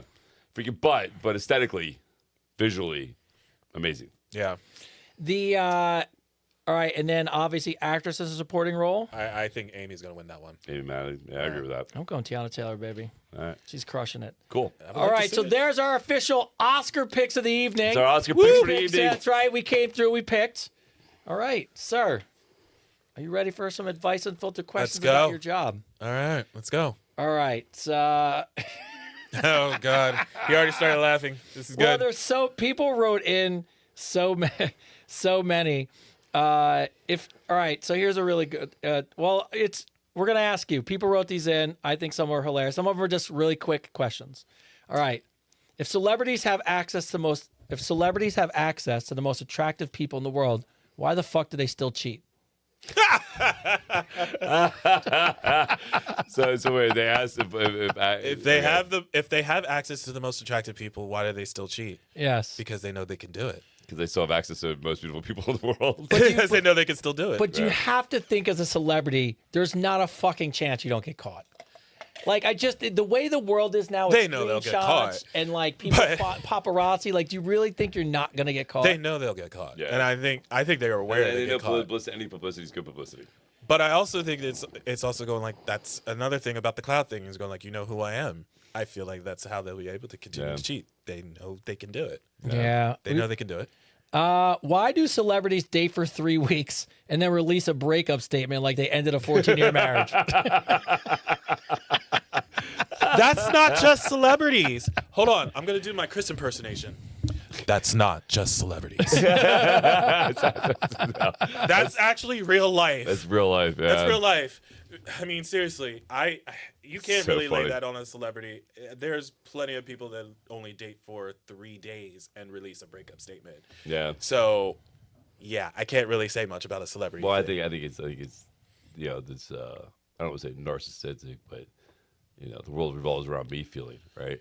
Like I gotta tell everybody what's going on in my life because it's like that girl. I saw a girl freaking on Do you think it's also they're too into themselves? They're going like, 100%. Yeah. 100%. The actual reality of what they're doing. Like, there's people that set the cameras up to cry. If you can, like, oh, you know what I mean? Like, you literally sat there, you set the camera up to videotape yourself crying, and then you edited it and you put it out there for what? So people can see you cry. Like, people don't want to see that shit. Yeah. I love how they want to do that just to garner sympathy. For Dude, there was a them. It's girl it's that just was amazing to me. driving drunk, ran into a car. Oh, I saw this. Did you see this? They Yeah, I stopped saw her, this.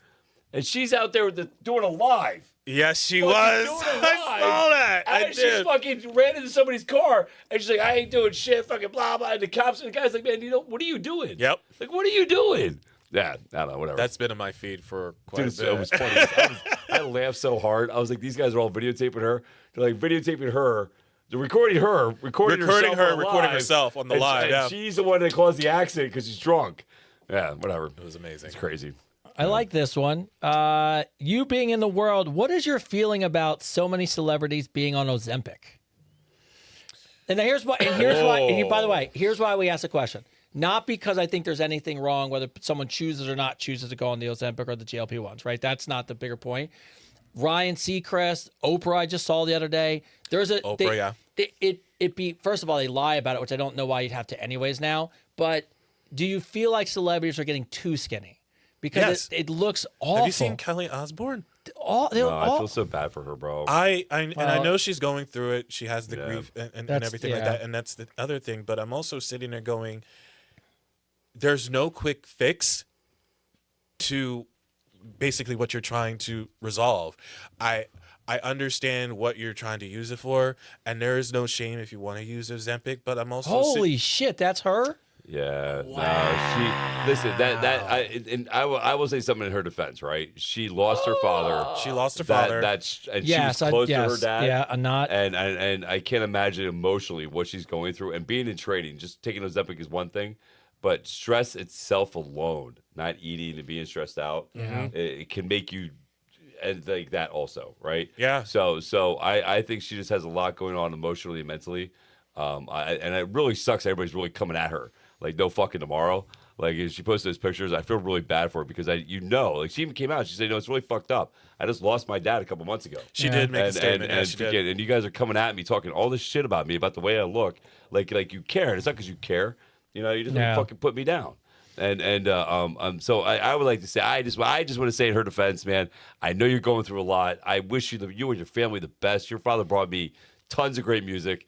And I loved the show when it was on. Your dad hiding the liquor. I did watch the show. Your dad hiding the In the liquor. oven? I did watch the You show, do yeah. share One whenever of we the go best cook. stories ever One of told, the man. best stories ever. So I wish you and your family the best. I really think that she just has a lot going on emotionally. I don't think it's all Ozempic. I don't think that's what's going on there. I think she It's has a multitude lot, of things I think for there's a her. multitude of things for her that are going on right now, and I just wish her the best. But I think, as far as celebrities using Ozempic a lot, I as you said on the show multiple times when this has been brought up, I don't think anybody wants to put in the work. I think everybody wants to find a solution very fast in order to lose the weight. But you're also doing damage to your body too, because you're also not eating, because it's also curbing your appetite. You're not getting the nutrients that you need. You're not getting everything that you need in your system. I don't disapprove of you using it if you have to use it for health reasons. But if you are using it just for weight loss in itself, that's a problem for me. I don't think that's okay. So I have clients of mine that are on it, right? And I know people that are on it. The ones that are doing it right are that are doing it healthy wise, right? If you go to get it done right, they see their doctor every 3 months. Yeah. They get their blood work done. They check to see if they have to change the dosage, and And again, they lift weights. and they lift weights, and they're eating right. They're changing their eating habits. They're right? changing their habits. Yeah. And I do say this, and I do mean this when I say it, that all Ozempic proved was that whole body positive thing was bullshit. That people were just too lazy to go to the fucking gym, because they wouldn't be on Ozempic now losing weight if that's truly how they felt. Yeah. Right. Yeah. Right. So all that's saying is that you didn't want to take the time and effort to do it the hard way. Right. But I'm not knocking it. Anybody that's on it, I think it's a great way to start, especially if you're obese, if you're overweight, obese. I think it's a great way to get kick started. But again, if you're ever going to do a GLP-1, an Ozempic or something like that, please see the right physician. See the one that's going to check on you every 3 months. Make sure you please check your eating habits and you're working out right. Excuse me. Because again, there's people that are getting scurvy, from this, which is an old Pyrrhus disease from not getting proper minerals and eating right. Like their body's not getting the fuel it needs. Your body is a machine, and it needs food. It needs fuel to run. Yeah. It needs that things, right? And the thing about the Ozempic, it hits those neurons in your brain that make you not want to eat. And it hits all three of them, right? So even when you do eat, you don't even crave. You don't have. Here's the thing: when your body craves something, when you're craving a food, right? When you're like, I feel like I need to eat this. It's usually because there's something, a mineral in it or a nutritional fact in it that your body's depleted from. You're at your internal organs going, hey, I need to eat this broccoli. I need to eat this. I need to eat these carrots or something like that. So that's your body telling you need to eat that. Well, with those neurons shut off, your body's not telling you that anymore.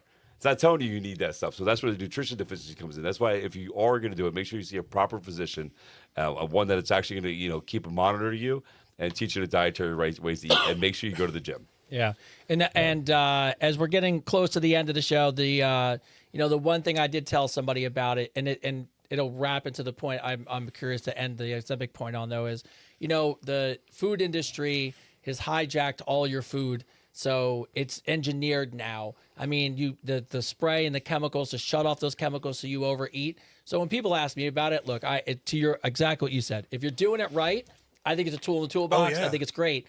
But I think the bigger question for me about it is, do you feel like that because the reason that people take it to the extreme is because the pressure of that industry to obtain a certain look?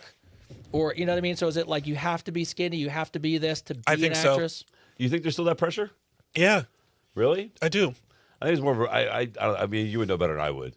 I think it's more of a pressure to look young, right? And it's more pressure to fucking look, younger all the time.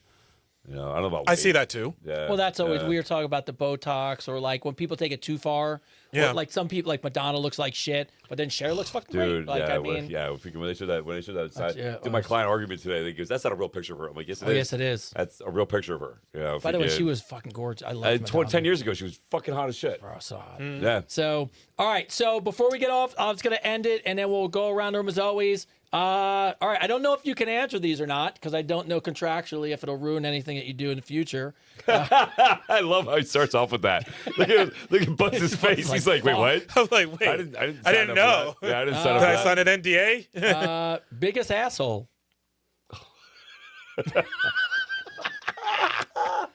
I mean, I Tony, delete. biggest asshole. for answering that question. Just saying. You don't have to answer, by the way. This is your profession, your world. I was prepared for this question actually. I knew Oh, you nice. would I love because- that. No, I was because People ask. they have asked and I deleted his show off of mine because that was not a really great interview at all. Michael Showalter. Okay, good. Really? Waiting for you to talk about it. Yeah. All right. Actually, I know you've met a lot of them, but like generally, probably the nicest person. If I said nicest person, who would you think of immediately? Ben Stiller. Ben Stiller. Ben Stiller. Oh, he seems so awesome. Yeah, he seems like a cool interview, bro. Oh, Ben Stiller. Yep. Yeah. have you ever had an interview go completely off the rails? All of them. All of them. All of them. Including me. That was 2 hours long. Have you ever accidentally offended a celebrity with a question? No. Oh, I love that. Ooh, I it's love good. No. What celebrity surprised you the moment the camera turns off? In what way should I say? Well, that's a good. Well, yeah, it's Advice Unfiltered. You can tell us. But do people? Is there a switch where people just become? I don't want to say in a bad way different. I'm guessing just like they I shut off the will say character? that there are celebrities like when the camera shuts off, they now become who they are Yeah, as a normal person. as a normal person. So you'll see them because some people like to keep a PC in front of the camera. Yeah, of course. And then as soon as it shuts off and they want to talk to me, if they know it's off the record, they immediately just like fucking this is some bullshit. they literally become Advice Unfiltered at this point. Yeah. They literally are just like, and most of that are the soap stars, really. Yeah. And I love that about them because they're the most real. And I just sit there and I'm going like, yeah, I felt that. So That's awesome. I think they're the most real. Okay, I love and that. the last question, I think this is the last two-part question. I think this would be a good way, and we'll wrap the show up here. 2026, what is your next goal, and who is the next big person you'd like to interview? I thought about the second part of that a lot. I think the first one, I would just love to do, at least for me, the goal is I would love to do a live taping. I would love to do a live show. I would love to have an audience in front and just do a live podcast recording. Okay. Fuck yeah, bro. That would be huge for me. Okay. I would love it. Who would I would like to By the way, have? before you finish the interview part, you know the reality of the fact that the three of us could do it together and maybe can make a connection with somebody that you would want to interview. I and bring didn't along. even contemplate that as an idea. I'm just throwing it out there. I'm it. just saying. That's it. I know all of us are like, hey. Like, That you know, didn't look believable. Just saying, you got working acting, bro. didn't think about that. I didn't really have any Notion. idea of doing that at all. Association of America. Just going saying. Me? So, yes, who's the? It could be. I mean, listen, I'm not the one that's sitting here back here. If I had an award back here, Yeah, I'd just I mean- pull it up and go like, Yeah. award winner. Award winner. He always Award wants to winner. go. You should have brought it with. That would have been great. All three of us sit here like this. Oh, dude, next time, I didn't even Yeah, think next about time, it. dude. Next time, you got to bring it with. All He three of us always, sit here. he always laughs at my videos, and I'm like, Advice Unfiltered, and I duck my head and I go, award winning. Everybody. Yeah. I made fun of you for that. Yeah. And go like, So it's funny. like I'm putting it course. over here, and I'm going like, huh, by the way, me too. Yeah. So All funny. right, and guess you'd want to. And who's the next big one? It doesn't matter if it's realistic or not. If you had this shot in the dark, who's the big one you'd want? Jennifer Aniston. Bro, so good. Jennifer Aniston. Jennifer Aniston. Nice. Yeah. She's another one that seems ridiculous. I mean, beautiful, It's talented. like I'm so everyone seems close like you're because so I was friends. at an event of hers, Ugh. and I literally saw her, and I was sitting in the audience, and she was literally like feet away from me, and I'm sitting here going like, but why? I know. So close, but yet so far. So, Still a goal. My ex-wife's name's similar to that, so when I would call to make reservations for somewhere, and I'm like, Jennifer Aniston? I'm like, no, it's not. No, No. it's not No. Aniston. No, No. no, No, but if it gets us a better table, it might be. Yeah, I right? mean, listen, Hey. I'm about it. All right, so as we Aniston's bring the awesome. show to a close, first off, our man Ming in the back. Ming, how'd we do tonight? You guys are great. So good that I went an extra half hour and didn't even feel it. you know, So, Yeah, I didn't look, realize it was 10:30 great job, already. guys. Yeah, great job. so I appreciate you as always, and thank you to all of you. Have it looking at the bottom. We had the ticker on the bottom, so if you're looking to help us vote, that is the actual link that you can go help us vote. I'll go next, then we'll give it to you, and then we'll let Chris close as always. From the bottom of my heart, I thank you guys as always. I thank you. You have been such a huge supporter of ours. I mean, I cannot tell you how much we you genuinely do it, and we cannot tell you how much we genuinely appreciate it. And 100%, bro. we talk about it all the time. Our goal, to grow the community, but also is creator supporting creators. Shout out to we talked about it earlier. Shout out to the Donut Daddy. Like, he still likes our posts and shares stuff. And Let's think about that. So we had the award-winning TikTok guy on. Yes. And the award-winning Buzz. Yeah. See, we're Look at that. Look at that. So shout out to the new Advice Unfiltered Ambassador Group, who's part of our show. And we're finally coming across the finish line of putting together the Advice Unfiltered overtime thing, which I think people have been waiting for, and is going to be awesome. And before I hand it over to you so we can figure out where you are, what you're going on, what you're doing, where we can find you, don't forget, we only have a few more days to vote. So you can go right on the link. I'm telling you, this is not a fucking exaggeration. What, 5 seconds? Yes. You put vote, click, submit, Vote. done. And you can do it every day. And Chris says it, and I know he'll say it again. It's really not about us. The show is you guys. So let's fucking take this award home. Yeah, it's all been an award together. So, all right. So where can everyone find you? What's going on next in your career? Like, what do we need to know about, the future for you and the show? Gosh, man, there's a lot going on, guys. So you can find me on Spotify. You can find me on YouTube. You can find me pretty much any podcast platform that there is. And I got some good stuff cooking right now. Finishing up South by Southwest interviews. I potentially may have something in the works for the new AMC show, The Audacity, starring Billy Magnuson and, gosh, his name, Simon Helberg. There we go. And that's potentially coming up. We got some interviews that I already posted that I'm going to post in full from the new Prime show that's premiering tomorrow, which is Scarpetta, that stars Nicole Kidman. And That's awesome, bro. and then also It's fucking cool.